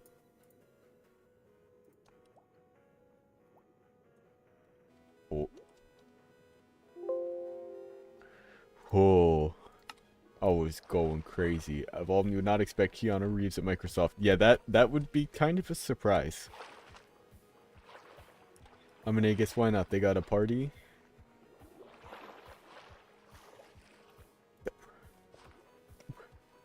What?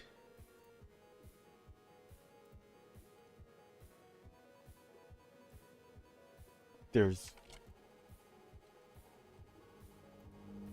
You were at the celebration party? Yeah, I mean, at that point, like, barely even could remember meeting him, no.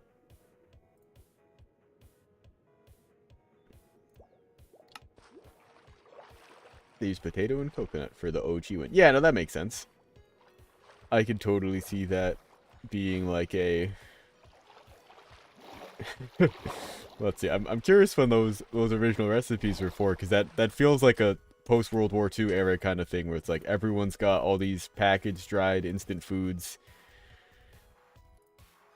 Main potato candy.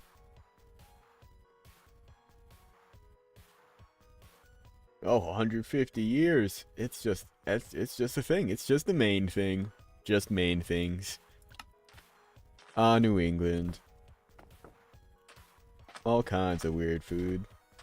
Maine is also, I know, when I think of Maine and being known for certain food products, I believe they are the origin state of the soda Moxie, which is a very, what's the word? Not controversial. Splitting the room kind of soda. What's the word? A very, something. Not many people can say they've actually, I was gonna say many people can say Keanu Reeves has made them cry, but very few can say they've cried in his arms.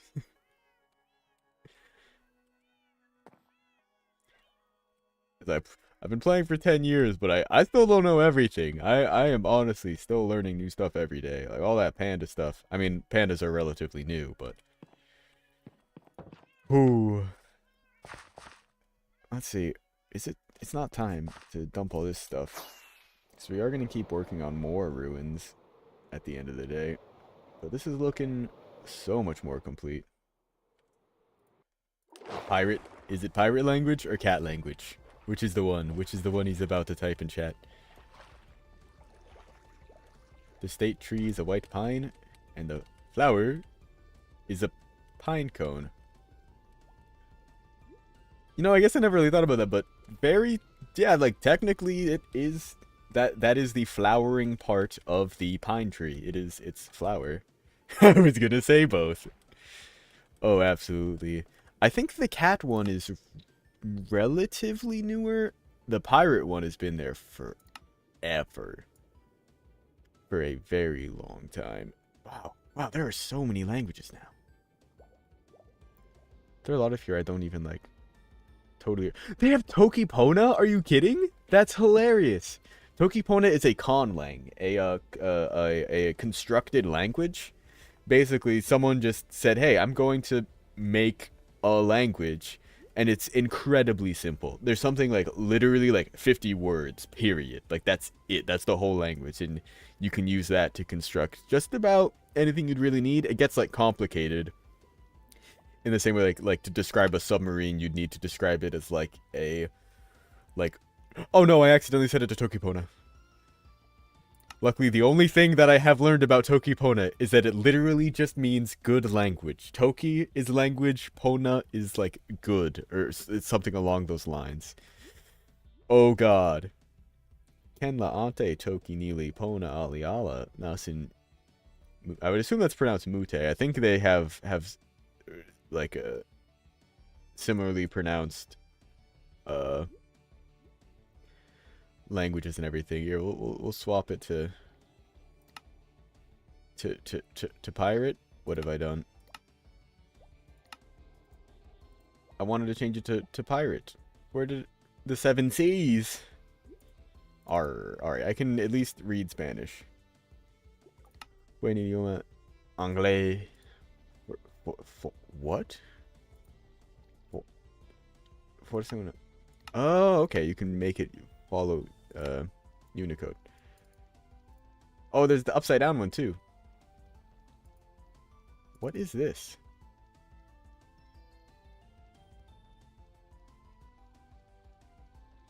Is this like another? Might be relatively new. This is like supposed to be like old old European speak. The video settings, film-like settings. Hide Besunderledge. What? Hide Besunderledge. Okay, maybe there is actually something going on here. But like Songcraft and Louds? Footsteps? Friendly Whites? Laid. English. I don't actually... that's news to me. What is this supposed to be like a parody of? Is it like supposed to be like Old English? What is the Foroned Kingdom? A language based on English, but with all non-Germanic loanwords removed. It's okay. That's pretty kind of niche, but that's interesting. It's like a version of it, because English has so many words that are borrowed or bastardized from a from the Shakespearean. This one, actually, I don't know if I haven't seen this. I don't think I've seen this one. Thy visage's gaze. I liked the actually reading the Shakespeare. What is all this? Was born to speak all mirth, buttery figures. Born to speak all mirth, and no matter. Huh. Conclude intermission, accomplishments, exit theater. Mary, shall we have a play what the heck? That's a new word. Extempore? That's a word that I'm not aware of. Its synonyms. Oh yeah, I mean everything. It's all just renamed of things. Arrows are simply arrows. Let's see, are there any fun ones? Birchen log. An oaken log. The beechen log. Oh, interesting. Oh, beechwood. Ebon log. Cherrywood. Treewood. That's right, because it's got to follow the iambic pentameter. Cherry doesn't really... I mean, I guess you could just put the cherry first, but if you do tree, it's just a single syllable that can make work. The treewood. Ah, because otherwise, cherry wood. It's like, You want, Treewood. So you just have, Hold stoneberry wood. Stoneberry. Oh, of course, yeah. Cherries are often referred to as stoneberries in many places. I want to see something like just the items. Like, what? Emerald ore. Old debris. Glowing berries. Like how there are like the blocks of lingering potion-o. Biscuit! That's really funny. Give opinions. Thy wishes? Ah, yes, the writ dialogue. The pirate speak is quite interesting too. Yar. We'll work on the link. I'm switching back to English. What other languages? There's just so many now. I don't know if there's any other like fun ones. These are all ones I'm recognizing for the most part. Spanish from different... Wow, there's a lot of different... Actually, I mean, I guess that there's a lot of different, like, local Spanish. Lightly weathered wax-cut copper stairs. You make a good point. What about the slightly waxed-cut copper stairs?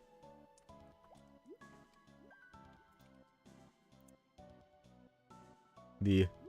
Waxed exposed cutteth copper stairs. Waxed weathered cutted copper stairs. That's really funny. Not sure if there's Hindi. Oh, whoops. I'd be kind of surprised if there wasn't. There's a pretty limited set of text here for there to be. It's not like there's anything like text being generated. Did I see lol? Oh yeah, there it is. The lolcat. E, F, G, H. Can't read Hindi.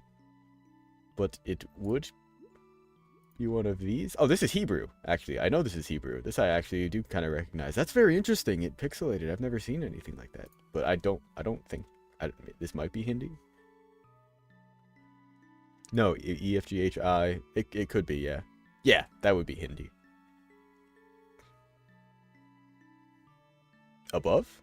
Was it? Did I pass it? Or... Oh. Yeah. Yeah, it's above. Yep. Frostka. That's a lot of these I have not heard of. Oh, well, I guess some of these I might just not know. They're just in the original language. Yeah, this is Hindi. Absolutely. I don't necessarily recognize the script, but it is not Latinized. This I know is Nihongo. Nihon. Japanese, or yeah, I'm pretty sure this is Thai. No, that's not Thai. That's a, that's Malaysian? This is, no. This has to start with a K, because it's with the K. This is Korean, I know that. I don't actually know what that one is. Igbo? Oh, Nigeria. Malayan. Ah, okay, actually that, yeah. Yep, HRJKLM. No, I was gonna say, the M would be down with the M's. But, you know, it very well could start with a different letter in their language. Oh, Malayan. Another Indian language. Very cool. Or is this? No, Laos would be that I'm not sure. North.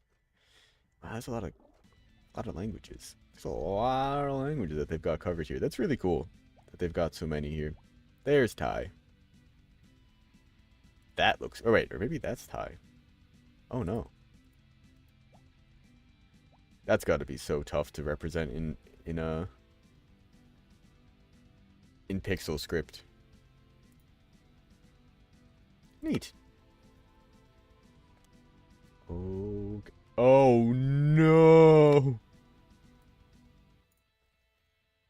That's fine. That's fine. Where? There it is. Yeah, I've heard. Let's see, heard of Hindi, Tamil, Telugu.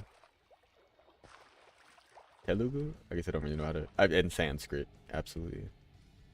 That's probably. I think that's all I've heard of. If you had asked me to name them, I probably would have only been able to name Hindi and Sanskrit, and then it would have been like, oh yeah, I've heard of the Tamil.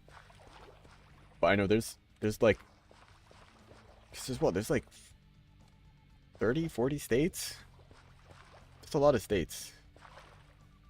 Or no, I might be thinking of further subdivisions of those. But still, there's at least a dozen, like, different languages. Oh, Punjabi is also, yeah, one I've heard of. Yeah, see, like I said, if you'd asked me to name them, I probably would only have been able to list two, but I've heard of a few others. Alright, I think maybe I will just build another set of ruins here real quick. I think, yeah, it'll be a good footprint for it right here.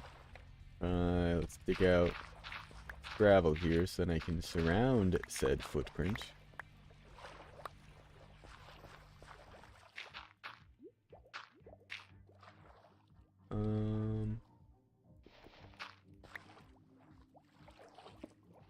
What? That's not at all what I wanted to place there.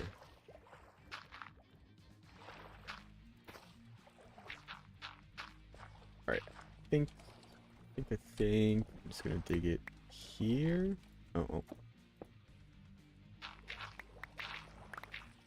Yeah, I think we'll call that it.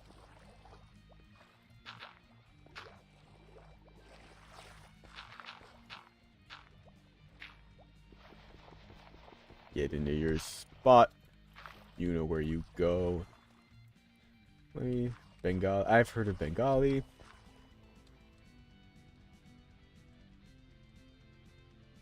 You know, honestly, a number of these probably aren't even that I've heard of the language. I have just rather heard of the state that it is from. Peyton from YouTube says hi to Twitch chat. We got Uju over there. I mean, you're also very welcome to hop over to the Twitch side, but appreciate the watch hours on the YouTube side, of course. Now, let's see. I'll throw some sandstone, some of these. Oh, we could use more sand, actually. I'm going to end up using all my sand here. But I know I've got plenty, so no worries there. Oh, I'm going to sleep.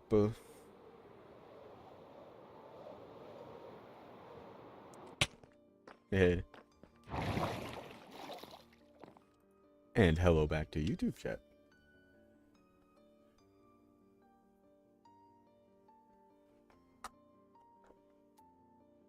22 official languages. Okay, yeah, I knew it was more than 10, but it was not quite like 30, 40, but 22, wow. Yeah, I still would have even thought maybe 20 was pushing it, but that is so cool.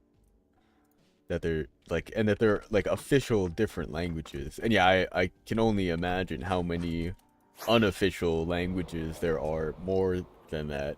But 700, that's crazy. Because I mean, my experience with that kind of thing is mostly in the case of the languages I speak, being English and Spanish, where there's like definitely like differences in English between the U.S. versus the U.K. versus even like Canada and Australia particularly. But there's so many regional differences. But at the end of the day, they're also like the same language.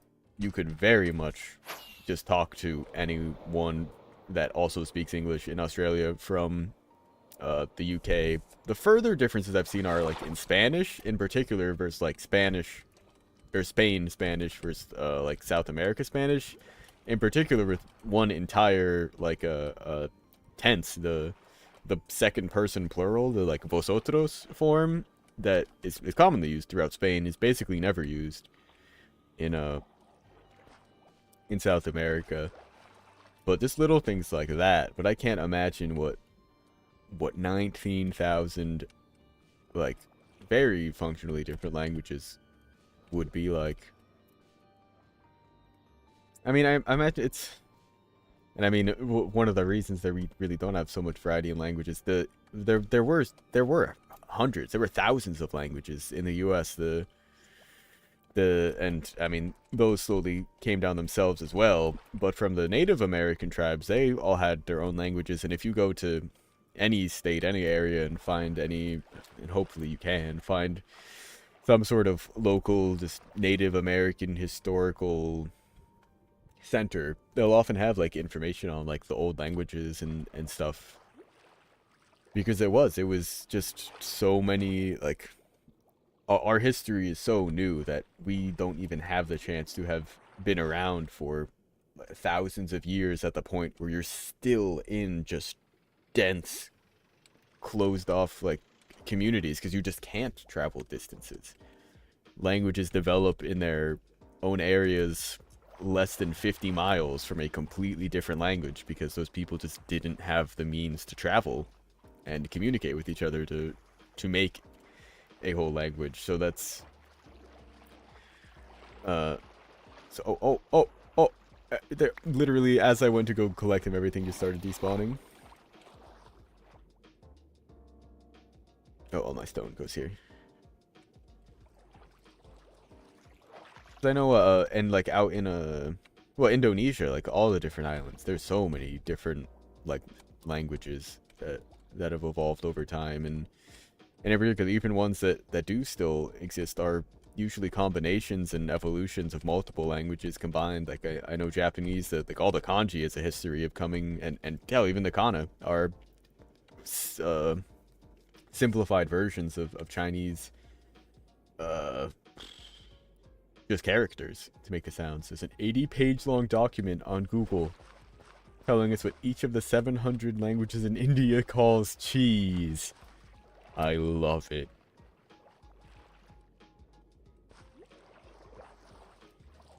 And I mean, you could do that for every word. No? Oh, good song. Homestuck music. What if some tribe invented English before and just got wiped out?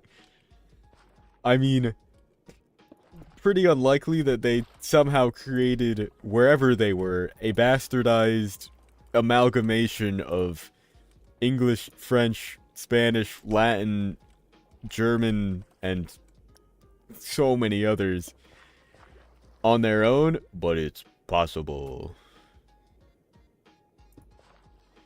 It's like it's like the monkeys on a typewriter type situation. Like, given enough time, anything is possible.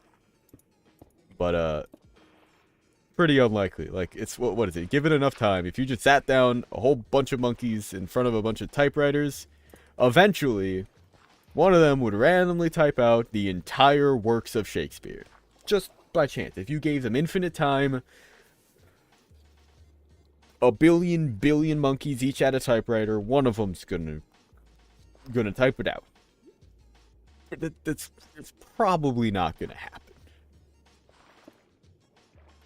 sort of like one of those situations. Because English, I mean, in every language, for the most part, unless it is like genuinely a constructed language in the modern era, is just some amalgamation of words and phrases like from other languages. Like just about every word in English you can trace back to some German word, some Latin word, and mostly just that, if not it being directly borrowed from like another language. Hello, Venus, welcome back. Hope you're doing well.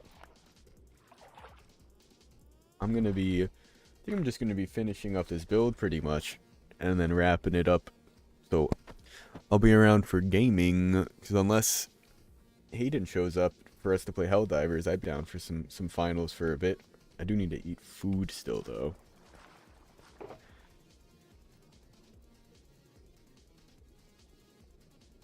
You know, a bit of Venus. Oh yes, this is her. Uchu. That's great. Grading student work. Yeah, cool. Yeah, fuck them kids.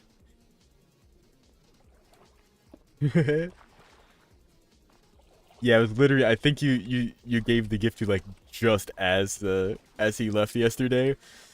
Or he sent me one. Yeah, that is funny.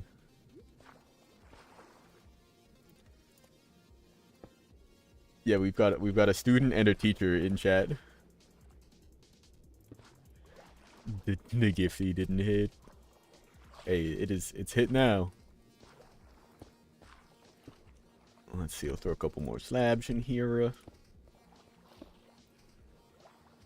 And some sandstone stuff. Need to throw a little bit more. Just put a cut sandstone there, another sandstone there. Throw a slab and a stair down somewhere. Boom, a slab, get a stair in there. And another one just for good measure. Perfect. Yeah, these ruins are great. These ruins are so much easier to throw together than like a whole building. Boom. Alright, now we'll just coral it up. We'll throw one of you in there. Throw another one of you in there. And actually, you know what? Let's start with that. Oh god, what have I done? Oh, this is the... Put these down first. Wherever they can go. And then we'll grab some of the fans. There we go. Okay. Always mildly concerning. Grab a red. Grab a red. Another blue down there. And magenta. Yeah, cool. Oh. The end. This was the song for like the final cinematic of Homestuck, that is. It's so good.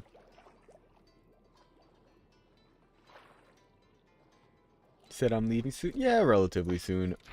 I'm gonna be ending stream off probably 10 minutes or so. Peel essay. No, I am not familiar with a peel essay.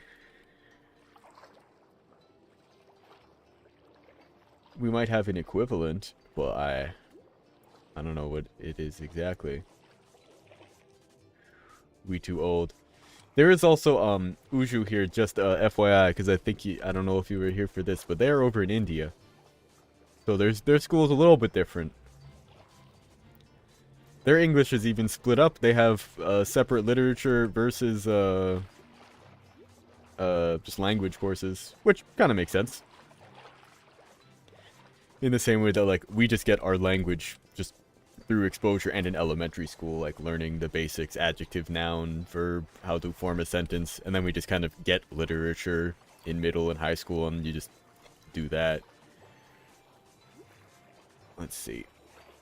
But if I had to guess, is it like some kind of format for an essay that Peel is, or Actually, I could set up another set. Yeah, I was thinking it's gotta be. Oh, okay, no, an acronym maybe, but no, it's just a short form. I feel like I could put another ruins here, but I don't know exactly where I want to footprint it. Actually, I kind of do. I think right back there. Maybe that's where we'll make the second turtle breeding grounds. I'll make it'll be an old builder, but it goes up. I think it's peel. I was gonna say, I bet it's some kind of acronym for something. Like present, expose, analyze, learn. And the steps are different when you first start or something? Ah. Yeah, I think this would be a good spot for it. Yeah, there we go.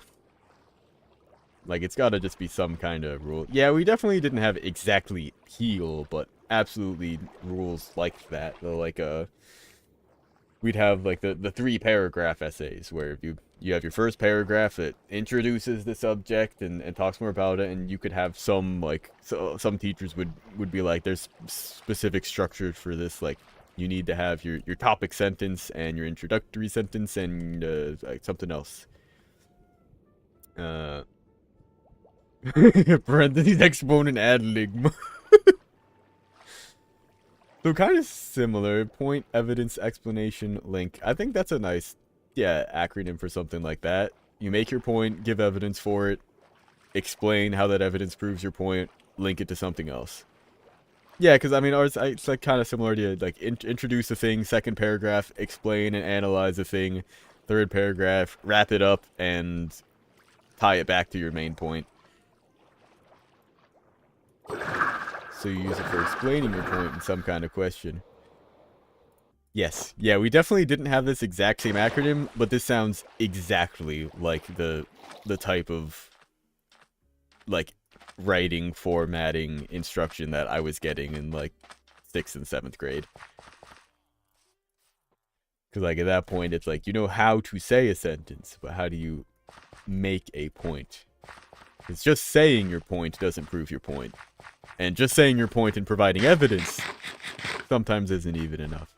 You gotta make the point, give some evidence, explain why that evidence is reasonable. Yeah, that sucks. We didn't have any cool acronyms. We just got told, make a topic sentence, idiot. It should be the first sentence, but also maybe it should be the last sentence in the first paragraph, but also it can be in the middle of the paragraph. There's rules, but also none of the rules apply. The acronym's nice, because that's just kind of a guideline. Claim, evidence, reasoning. Sure. Yeah, I like that a lot.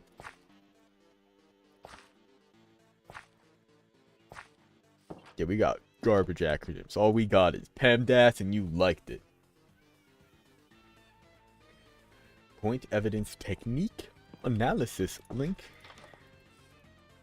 And pedal. Does pedal have to do with like science courses or something where you're like explaining your technique in some sort of procedure through a lab?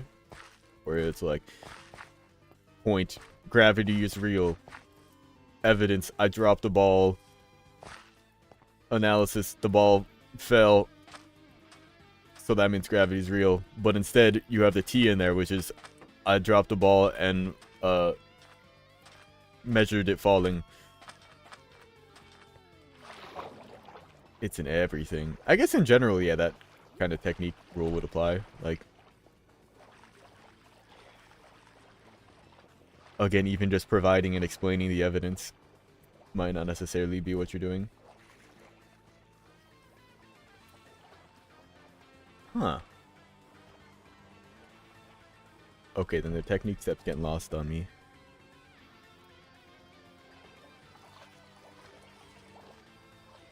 History's a lot. Yeah, I totally see that. Our like history classes and English classes were functionally pretty similar. In history class, it's sort of just learning about things and then writing essays about it. Where English was pretty much the same thing, read books, write things about it. History definitely had more just knowledge-based tests though, where it was like, hey, when did this war happen? Who was involved? Why was it important? I guess English has kind of similar things. If you read a book, Like, what were the main events? Who were the important characters? How did they grow? So Peel is just a pair. Yeah, no, that totally makes sense. That's like a... That seems like a good technique for making a point within a single paragraph. Wow, you can even get a lot of speed just gliding out of the water with that. That's pretty nuts.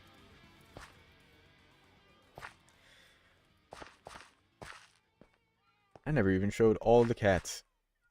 This was one of like your first questions from way earlier. I explained how I got all the cats. Never actually showed them all because most of them are just from the farm. Pretty much all of these are just from the iron farm. But I've given them all names. A couple of them have different circumstances. Curiosity and where are you? Blaze over here. I guess did come from the farm, but they ended up going through my nether portal that was here at the time, and I brought them back. I saved them. This was the cat from the witch hut that I made into the witch farm. I brought her back. I think the rest of these are all, yeah, they're just from the farm. Fixed, it was Peel, intro, Peel, conclusion. Yeah, exactly. We had pretty much, same idea. It was, you had the 3-paragraph essay. The intro paragraph was usually only like 2 to 4 sentences. That just like, literally was basically just your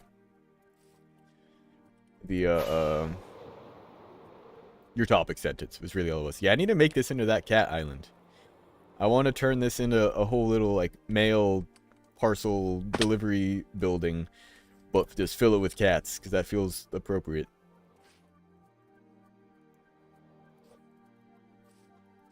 Yeah, that is a nice way to just describe the sentence or like a paragraph construction format. Because I mean that is like kind of that's how you prove a point.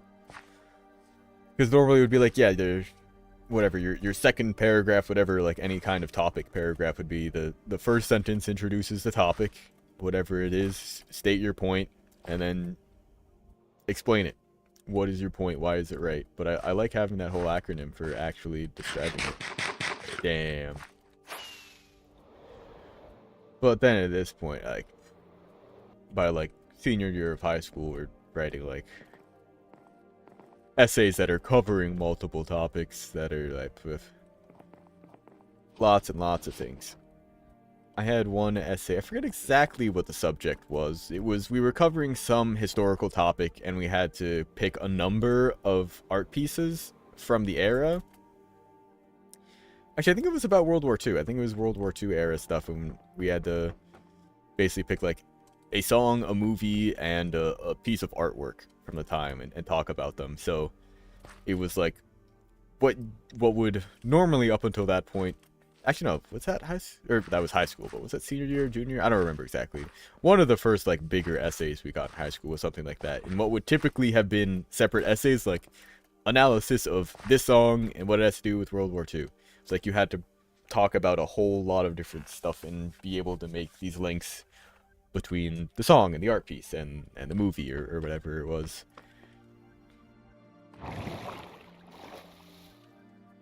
And that was like a 12-page essay or something. So definitely more than like 4 paragraphs. Honestly, at that point, I think the acronyms fall apart. I think if you do anything more than just say, like, Peel, like, you could sure prescribe your thing, but if you're writing something of that length, it's just all gonna kind of blend together. That's kind of where it's like, it's sort of like you learn the rules to break the rules, like, in music, like, you learn your scale, you learn how to play in a major key and a minor key, so that you can learn how to bend those rules and make them more interesting and more compelling. But I think once you start to take like peel and petal and then start making it like P to A to E tattle, like you might as well just say at your core you're working with petal, but you've got a lot of different extra stuff going on in there. You're bending some of these rules and maybe not always going straight into the A after the E. Sometimes you're skipping the T, sometimes you don't. I feel like you could just kind of prescribe it on in like just any piece-to-piece basis. But it does make a very nice format for if you're just trying to churn out essays. Whew. think with that though, I'm gonna end off stream. We made some good progress working on the Turtle City and doing some testing with my Ender Bring You Back Home porter. I found out the chunk loader might break sometimes. I should figure that out. Yeah, definitely recommend getting work done as soon as possible. I definitely did a lot of procrastinating in school. Like, I was a good student and got things done, but I was definitely in your position more more than once. But I'll be back again tomorrow, same time, 11 a.m. playing. Usually Thursday we do kind of a variety day where I play a bunch of stuff. So I'm thinking I'm going to start off with some Pseudo Regalia and then hop into some other games, maybe play some of the finals with Venus here or other games that we're playing. I don't know if my computer can handle streaming Helldivers, but it's been real fun so far. Well, we'll see you then. Thanks for watching. Thanks for hanging out. Peyton, if you're still over there on the YouTube side, I appreciate the company. And Uju and Venus, of course. Hope you all have a good day. We'll see you around. Peace.